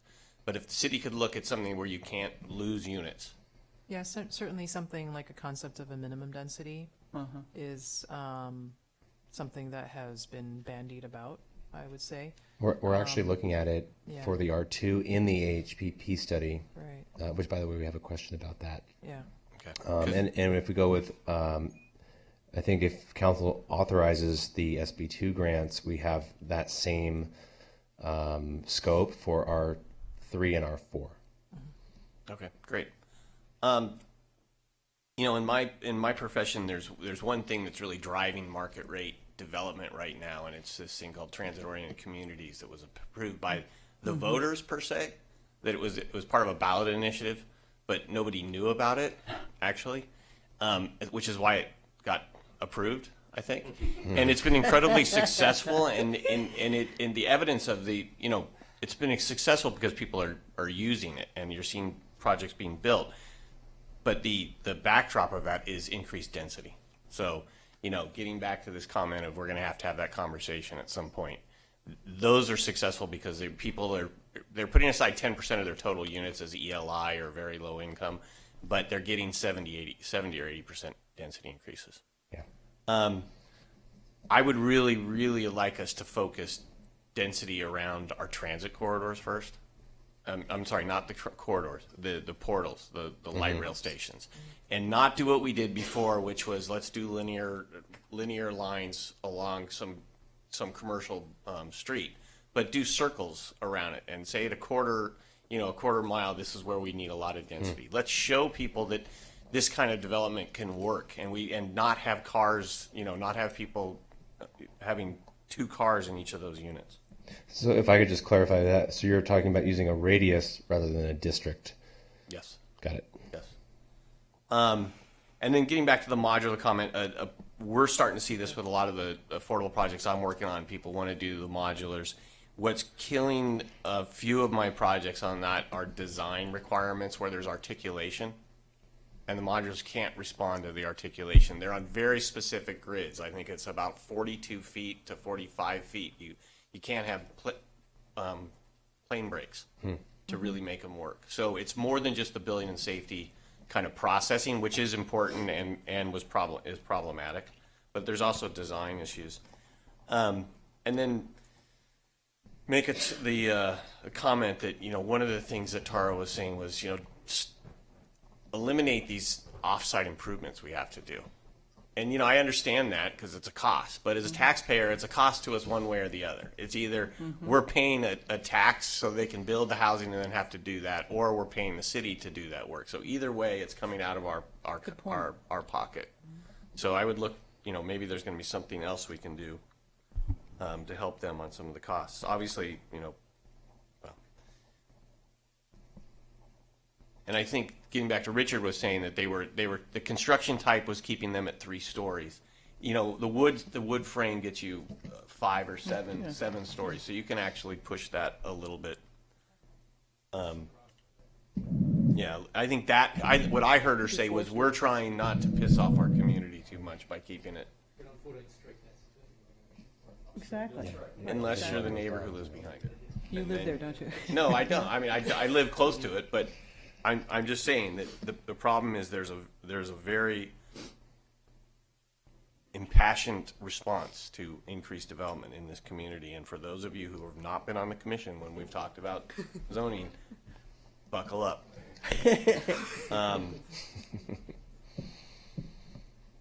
I'm done. Okay, I'm going to jump in because I haven't had a chance to say anything. I actually had lots and lots of comments, but I can't focus, so you're lucky. I think one of the things that we really have to do, and I'm happy to see it's happening with the AHPP program, and that is outreach to the stakeholders who are actually the development community. When I was at the CRA, I did housing policy for a long, long time, and I always had working groups. You know, nonprofit, for-profit developers, contractors, because they have reality on their side. And you knew exactly where they were coming from. I mean, you weren't being taken to the store by them. But I think we really have to stop demonizing developers and realizing they're part of the solution, not part of the problem. In terms of the AHPP, you've asked for sort of two sets of directions or thoughts from us. I really agree with Tara and maybe some of the other commissioners that we need to start thinking about moderate income in these mixed income projects. I have for a long time felt that extremely low income, the few units we get in these mixed income projects really just aren't worth it. They don't have the support services that a 100% affordable project has for them. I think it's a bad fit, and I always have. We are low on moderate income production, so I think we really need to look at an AHPP that's skewed toward moderate income and an inclusionary on-site requirement. I'm serious about that, because CCSM is the one doing the other ends of the spectrum. Can I add a very quick comment about that? And, my question is, density bonus for moderate income, question mark? Yeah, that's true. Yeah, I think you'll find that the challenge before you with that line of thinking is that, and we've tried several times to carve out a piece for workforce housing. It always comes at the cost of affordable, or the perceived cost of affordable housing. Well, we're talking moderate income, not workforce. I know. It's 80 to 100 or 80 to 120. I get it. Yeah, I'd say it's a conversation starter. Well, I think it's I'm not saying we should do it tonight. Moderate is viewed equivalent. But I think it makes a lot of sense, and I think what Tara's saying makes a lot of sense. And then the density bonus issue is kind of, it's complicated because I know I've talked to Jing about this before, and density bonus in this city is applied to our districts because that really is a density-based zoning district. It's not applied per se to the commercial mixed-use zone. So it's a complicated issue because that's FAR and height, not density. So I think we've kind of mitigated that by adding an extra floor for affordable housing citywide, and probably gotten what we need out of that. Tara's absolutely right. If we start triggering state density bonus law on non-residential sites, we're going to end up with those rents, which we turned back some time ago. You end up with the state rents. They want TCAC rents, which we basically gave them because they're higher. Anyway, that's kind of arcane. I think that it's really important that they have to make things work. And I mean, I would be ready to start a zoning change tonight to give them an extra floor, you know, of housing in districts around the city, unless someone wants more. I mean, I think that makes all the sense in the world to do that. It helps the Housing Trust Fund, helps their costs, and it produces more units. Are you saying there's no density bonus option on a non-residential district? No, there's not. No, so the way we've dealt with that is add an extra floor for 100% affordable housing. And an FAR bonus. So we provide like a local bonus instead of the state. Because there's no density on an FAO or height. There's no density limit or minimum. We don't go by units by acre in the commercial districts. And ours are different. And that's fine. But I just think we should really consider seriously allowing 100% affordable projects having an extra floor above the extra floor we've already given them. In terms of the SB2, reading through it, this is a lot. I mean, it's a multi-year effort. My God, but a lot of this has to feed into the housing element. So how are you ever going to accomplish all this by October 2021? Well, going to clone people. Yeah, we have a cloning machine. I mean, it's part of the reason why we're here. We wrote the staff report in 4 hours, scheduled this meeting right away. We're trying to cook as fast as we can. Well, there's also, when you look at the different tasks, there are only 3 that directly relate to the Planning Commission. That's the first 3. The others are the Rent Control Board, the Housing Commission. I mean, it's just like all over the map. So it's very much an interdisciplinary set of. It is. We actually have a city I would say, housing working group, Mhm. you know, that is looking at all of these issues that all of this work, all of these issues from starting with, you know, the corporate housing analysis and what have you. It's the same working group because it's really all encompassing, you know, whether it's the corporate housing, whether it's the displacement, tenant protections conversation, Yeah, it's rent the control. housing it's- element. yeah. It's City it's attorney. HED, it's rent control, it's the city attorney's office. Well, here's a thought. Sean had an idea a couple of weeks ago, and frankly, I'd rather put thumbtacks in my eyeballs than do this, and that is having a planning commissioner sit on the housing commission like we do with the ARB. They do way too much that has nothing to do with us. But maybe putting together a task force of a couple planning commissioners, a couple of housing commissioners, I don't know if the rent control board would be. How about a joint meeting? Yeah, but I mean, I think it's got to be ongoing. I mean, I think there has to be a group of people who are working No, together. no joint meetings. We had a joint meeting once. Disaster. I made one happen, and you know what? The one that I organized, worked. I won't So, be there. social services and housing. We did a great joint meeting on homelessness. Oh, no, I was there. You were there. Right. Yeah. But I mean, that's just a thought. I mean, I'm just worried about all this interdepartmental stuff going on with nobody talking to anybody. Yeah, and we're really trying to bring that together with this working group that we have. Also, the SB2 is designed to hit state priorities. So if you dig into the actual funding document, they want us to hit, you know, process streamlining and production. And Are you prioritizing these, or are they all going out at once? Well, I think we're going to have to figure out a way to package. I think my thought is that there's a few that can go together, and then there's some, you know, like buying the software. It's just you just buy the software. But as far as looking at, you know, standards and incentives for housing production, that falls under that could be grouped with number 3, and with number 4. Right, because we're talking about how creating housing and protecting housing. Right, So, right. Yeah, So- 4 is more like it's almost finding the resources to essentially like amalgamate the information. Like the city does a lot in terms of providing tenant information, tenant resources, and I think we recognize that as a gap. Right. In terms of communicating. It's really information and education of like what are your rights and what are the resources available to you in a coordinated fashion. That does not exist right now. I mean, but you look at how LA is scrambling right now because of the gap before 1482 takes effect in terms of the evictions. I think we have more built-in protections. Oh, yeah, we have just cause evictions. We're ahead of the game. Yeah, we're way ahead. Okay. So, and the other question I have about all these different functions is I assume you're hiring multiple consultants, that you're not expecting one consultant to do all this yeah, it'd be, before we all multiple die. people. Yeah.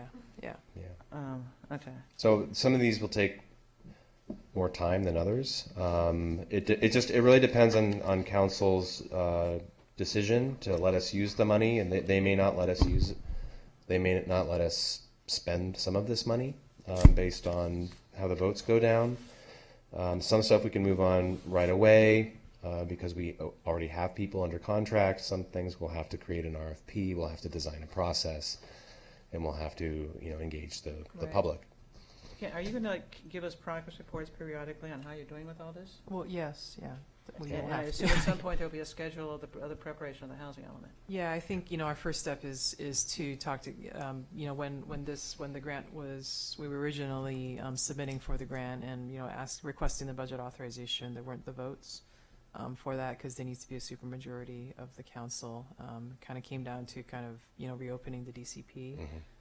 So it'll be an interesting conversation I think on the 12th as to given this it's why we've kind of establishing this context so that there's some understanding to the decision making process once we have authorization. That's why we're seeking some input on that scope tonight because I think we'd like to report to council as to whether there's support for what's put here or is there other ideas or is there something like absolutely not you shouldn't pursue that and go look at this other thing and I think council will speak in terms of directing what's the priority, what we should I think do you definitely first got to and that kind of prioritize thing. this stuff or you go. I mean, who's going to staff all this? My God.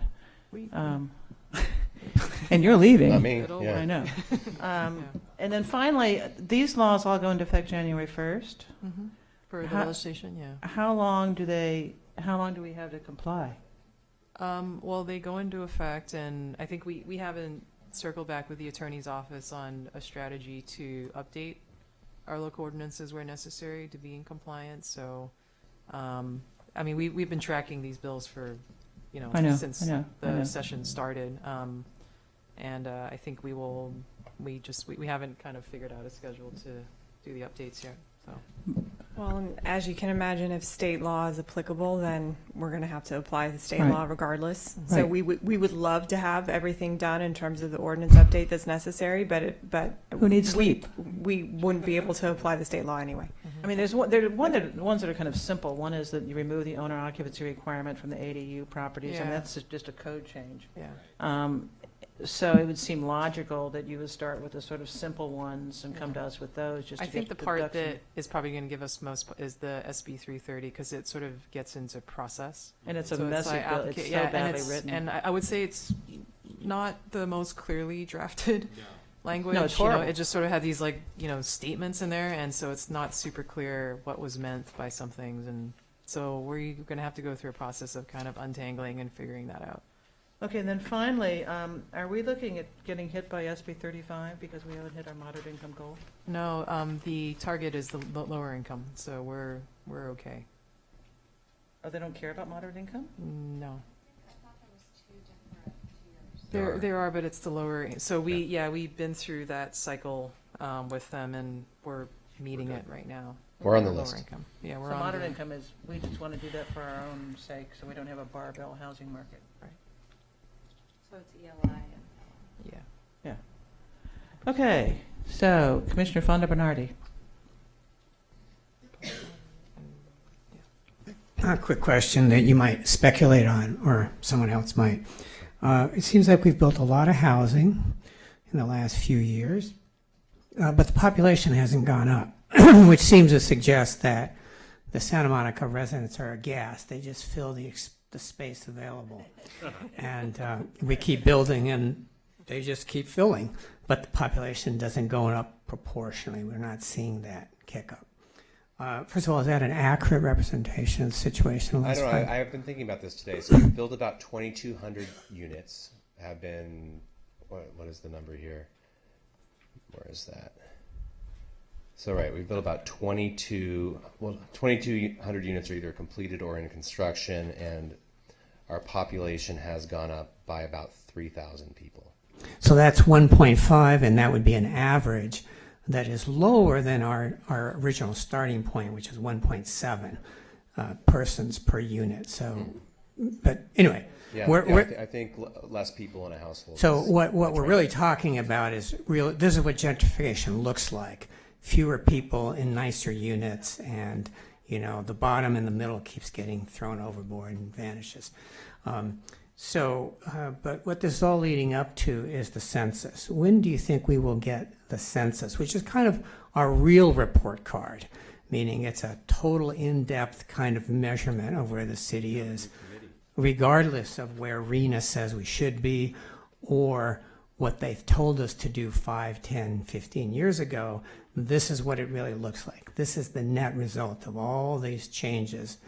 We get to a certain point. When do you think we're going to get that? I think it'll be a number of years before we get the 2020 census. We do get the American Community Survey, right, which is a pretty good sample. And is that going to get to us? In this case, the community census or the real census. The ACS.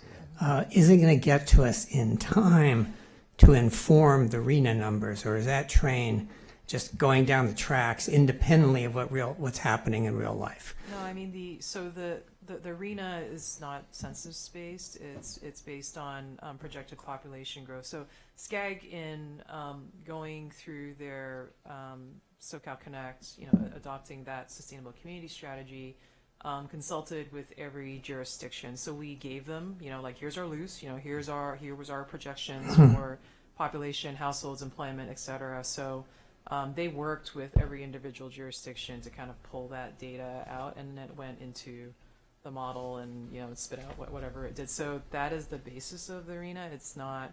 I guess the census has some part in it, because as each jurisdiction updated its general plan, you would look at, obviously, what did the census say for how many people we have here, and how do you grow, and we had different models to do that. But the 2020 census, it's not like they do the count and it comes out, the next month. It takes the Years. Census Bureau years to pull that data together, put it up on, American Fact Finder for public consumption and what have you. So, I don't know, that we will have all that information to inform the certification of the 6 cycle element, because it has to be certified by October 2021, which means that when you work backwards from there, it needs to have, been through our council, months before at that point. And I couldn't see us getting numbers to inform that process, because we need to be way into it and almost Right. done by the time the counts are even occurring. Well, I guess there's what a I'm new saying. committee, right? That there's a new committee, a complete count committee has been formed by the city. Helen Yu is working out of the city manager's office, and they are inviting members of the public to join the complete count committee to encourage participation in the census. It's just so you know. Well, I'd love full participation in the census, but what I'm saying is Just so you know. that when you have one set of numbers, however they're cooked up, in this case by RENA, which is aspirational, I'm trying to get to reality. I'm trying to get to the real numbers. So, for example, if someone like Commissioner Reese says to you, well, we're all going to be in transit-oriented development, it's going to be a great thing. Well, yeah, it is a great thing, except the kind of buildings that are built around transit-oriented development tend to be rather expensive buildings, and therefore the people who rent them are going to be rather well-heeled, which means they're going to have lots of cars, and they may not really avail themselves of the mass transit that's at their footsteps. So, see where I'm going with this. This is a lot of, wishful thinking on all parts. It's nice to get a nice baseline to see how did the wasteful thinking actually turn out. Because let's be honest, there's going to have to be mid-course corrections here. We can't just saying, well, we're going to build a car and we're getting rid of the brakes. That's what we're really saying. We're building this car and the Sacramento takes away all the brakes and we're just left the steering wheel that doesn't even turn. Well, if no one has turn brakes, the- you're fine. Well, for a while. All right, that's it. Okay, Commissioner Landris. All right, so this is my sort of wish list for the few things. I'll run down the list. On the net zero piece, one of the things that occurs to me, I'm just, running down a few, looking down the road to avoid some traffic jams. Can we be crediting low carbon construction methods with net zero? In other words, as Commissioner Fonda Bernardi was saying earlier, it's going to get harder and harder to achieve net zero. But some of these new prefab models are actually better for the environment in and of themselves because of how they are manufactured. And it would be helpful to give credit to developers give carbon credits essentially to the developers for that production, and that would incentivize a shift to cheaper construction models. What do they as do they're with safe. those credits? Well, because we have these net zero rules. So it makes it easier. Like Tara was saying that she had to build solar on another building. If she got credit for prefab, then maybe she wouldn't have to add that solar to the next building. She could save it for something else. On what staff's asking us to do? Well, I think this is part of the research. Okay. To your question about whether you should be speculating about things like is upzoning going to be necessary, I would say yes. I'd like to see where you think the opportunities are. We've heard one is going higher on affordable housing, which I 100% support. I'd go more than one story. I'd want to give flexibility to the affordable housing providers.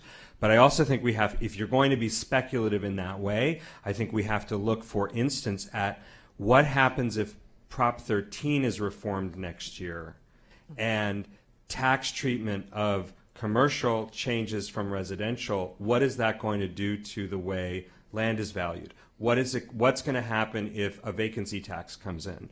I know that that's a subject of conversation at the council level. So maybe give some scope to in the feasibility studies to some, not every wild idea that's out there, but some of the things that have some history or some likelihood greater than 25% of becoming reality sometime in the next 10 years. I don't really think that we want Paul to play around with speculative stuff. No, this is the feasibility is well. No, Paul. this is the housing.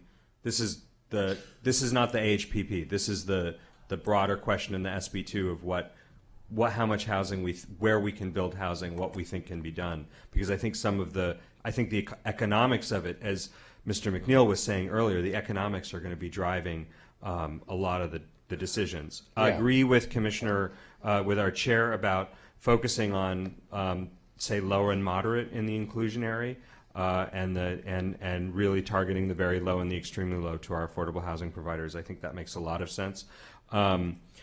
As far as this question of pushback, when I was at CalBike, again, another interesting conversation that came up was, I think in many settings, Santa Monica is seen as a good actor. We've done a lot. We get tarred for being seen as a wealthy, white, coastal city, and I get that, and there's good reasons for criticism, but I think we do get credit for the good things that we've done, and one of the questions that we might want to ask is, what do we want to control? If the brakes are coming off, if unit count can't be controlled, if height, FAR, we're going to have to give somewhere, where do we want to take a stand? What do we want to be able to control? And I see in SB 330, one of the vague pieces is there's limitations again in the HAA on what is a non-objective standard, right? We're going to go down that road again. Mm-hmm. Well, what do we as a city think is really important for us to be able to influence a project? And I would love to hear from staff what you think those parameters are and whether we can carve out some of those. Has to be a number. Is that, like, This- just to clarify, is that kind of looking at, because it is one of the things that we're wondering about, is like, what does an objective design standard look Exactly. like? I've not seen one. No, I have. Well, isn't it the Potter Stewart test? I don't know. I know it when I see it. I mean, right? Yeah. But I, it'd be worth, and maybe there are other cities that are thinking about this, but if certain parameters are going to be presented to us, what other parameters can we seek local control on? Nobody has said the word townhomes. Carter Rubin did a great piece a couple of years ago for Santa Monica Next talking about the missing middle in housing. I think we do need to think about what is the future of family housing in Santa Monica. Is it always going to be the single family home with a big backyard? I'm not going there. But what other modes? Right now, as of January 1st, you can build an ADU and a junior ADU on a property, but you still, under that law, can't build 3 units on that property if it's in R1, right? Right. If we're gonna hit some third rails, let's hit that third rail and see what the conversation looks like. Keep the handcuffs ADU targets. Commissioner McKinnon, I just did math. Commissioner McKinnon said maybe we're going to do 20 to 30 ADUs in a year, right? I don't know what the actual number is. That's the permit numbers that are coming in. Those are the numbers that are coming in now. Let's say they're going to go up a bit now that some of the parameters are reduced over an 8 or 9 year period of ARENA. What if you asked the question in a different way? What if we said we wanted 10% of our ARENA numbers to come from ADU production? What would it take to generate that kind of, 40 to 50 ADUs per year? What policies would have to change in order that at the end of the process there were 480 odd ADUs and junior ADUs produced? Ask the question in a different way and work backwards to get that outcome. And then lastly, again, if we're going down the third rail piece, I think we have to look at the next 10 years of where the city is going, and we have to make sure as well, alongside all of these other constraints. One of the reasons that it's very hard to build housing in certain cities is that you have neighborhood vetoes. You have neighborhood vetoes that are backed up by, candidly, single district, single member council districts. And I think we need to, we have our position. We know what the city's position is on the on that issue. But I think we have to look down the line and make sure that we have the rules and regulations in place to make sure that we limit the ability to have neighborhood or district pocket vetoes or outright vetoes. I will give the example in the city of Los Angeles that just last week said, no, we're going to honor the 222 rule, and we're going to build supportive housing in Northwest San Fernando Valley, even though the newly elected council member came in and wanted to disrupt that whole process. Yeah, but he's supporting it now. Well, he lost a big vote. And I think we have to make sure that our rules and regulations are committed to equitable distribution of these housing resources in a way, because if we're going to talk about pushback from residents who, for a variety of reasons, have concerns, we have residents who are concerned about housing, our census will undercount the number of people who are doubled up in housing units in our city, right? We will. We will, because we have people doubling and tripling up. We know this, right? But what we do need to make sure is that as we build out a structure to process these projects, we are transparent and we can communicate so that whatever happens, even if people have concerns about this housing coming in over the next 9 years, they feel that it's being produced fairly, equitably, and transparently. That has to happen. So, Good luck. No, look, we're touching the third rails. We're talking about upzoning. We're talking about townhomes and R1. I'm naming these things because everything has to be on the table. It will be the council that ultimately decides what will and won't be permitted. But I think there has to be a sense of that this process is going to be transparent. No, there's no question about any of that. But if you expect community acceptance, I think we're in for a big disappointment. I think that there's a difference. I think there's a difference. I believe that there's a difference between, first of all, I don't want to enter a process setting a low bar for what we know our community is capable of, number one, because I think we need to hold people to high standards and expect them to live up to them. And I think we've seen that in a number of recent contentious projects that have come before us. We've seen good disagreement that has led to good outcomes. But I also think that even when things don't go your way, if you believe that the process was at least transparent and fair, you can understand why it didn't go your way. Okay. It's when that process isn't transparent or equitable or fair that you start to wonder why it's going wrong. Thank you. Commissioner McKinnon? So are the questions not answered yet? I think, without dragging this out too much longer, the question about the AHPP really boils down to the study. You know, we're currently paused because we have concerns that we're modeling standards that are likely to be forced to change. Should we continue and see what existing standards produce? Or should we wait a little bit? Well, let me just get to that. So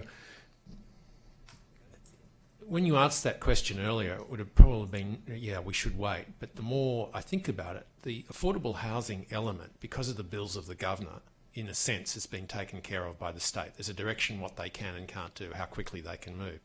The issue now comes down to what private developers will do with inclusionary housing, particularly on the boulevards and in the downtown. Now, I am, like Commissioner Rees, a huge supporter of placing housing around train stations, and particularly in the downtown. And Commissioner Fonda Bernardi, I think that we are starting to see the emergence of a community down here. I walk in the city a lot because I can't ride my bike anymore. And I do see on 5th Street, Commissioner Landis's favourite restaurant is right beside a nail place and a place where people thread eyebrows, and there's a community down there in the evenings. And they're using them. It's the pasta place on 5th Street. Have you seen Sean in there? Yes, well, there you go. So, shaving eyebrows, please? but people are walking. They don't use the cars because we now know that the garages in a lot of those buildings are underutilised and are renting out space to the people next door. And so the opportunity, particularly in the downtown of Santa Monica, is available to be explored rather more widely than we first thought. And it's the same thing in Memorial Park. So I think it would be a useful exercise to keep looking at where we can drive more inclusionary housing and at what levels. Because it's a side-by-side piece. It might be a nuisance to you and it might be a difficulty of time and space. And that's in fact what we're doing, right? So we've developed prototypes along all the boulevards. No, I get that. Right. I'm just simply saying if you come to me, it's like, go right ahead. Okay. But the final thing that I think we do need to keep stating is that those of us who've been sitting here for a long time and have been active in the community know that things like homelessness and affordable housing are just set people off, and for all the wrong reasons. But if you reframe the conversation, you begin to talk about the city as a place where everyone should be able to live at every level of income, whether it's the people who are of modest means but provide all the services in this city, right through to teachers, workforce, anyone at any level. People are incredibly, overwhelmingly in favour of that. And so the issue is how we reframe it and say going forward for the next 10 or 20 years, Santa Monica is setting a base that we have a fully functioning society across every level of income. And we are trying deliberately to set that society up. And there will be some trade-offs, and it might be with some height and some density in the downtown. But that's the appropriate place, and that's the conversation we're framing. And I think we have now to reframe that conversation. We don't have any other opportunity. As Commissioner Fonda Bernardi has said, the brakes are off, the car's rolling. And now's the moment to roll forward on it. Thank you. Okay. Thank you so much, staff. I know you put an awful lot together in a staff report in a very short period of time, and we have a very, very busy future looking at us. So with that, are there future agenda items that anyone is interested in talking about? Actually, we'll see you all tomorrow night. It's a great thing, isn't Yes. it? What? We're just here every night together. Yeah, why don't we just spend the night together? Make sure you come Well, tomorrow night. It is yeah, I do amended. have When we one- did that with the zoning code, night That's after true, you night. did. So That's welcome true. back. I do have one, Chair, if that's, we received, well, the Sunset Park traffic calming study, the first phase of which was shared out through Friends of Sunset Park and posted on the city website. In that report on the first phases of implementation, it said that there was a phase 2 that was going to be coming, that might require some planning commission review. So I just wondered, is that on the calendar, or is that, are we really just going to watch phase 1 first and then circle back? I think I'd like to check in with Ramsey on that. Okay. I could mention it to her, and she could be prepared to answer that question tomorrow night. That would be great. Yeah, I think it would be helpful to have a sense of what's coming on those kinds of traffic calming and safety. Thanks. So we're Okay. at the Civic tomorrow night, right? Okay. And then thereafter, right? We're moving. No. Oh, good. Okay. So, good discussion. And is there a motion to adjourn, or do we really want to adjourn? Wait, okay, we're adjourned. Excuse me. Can we debate that? Huh? Can we debate No, that? it's a by right.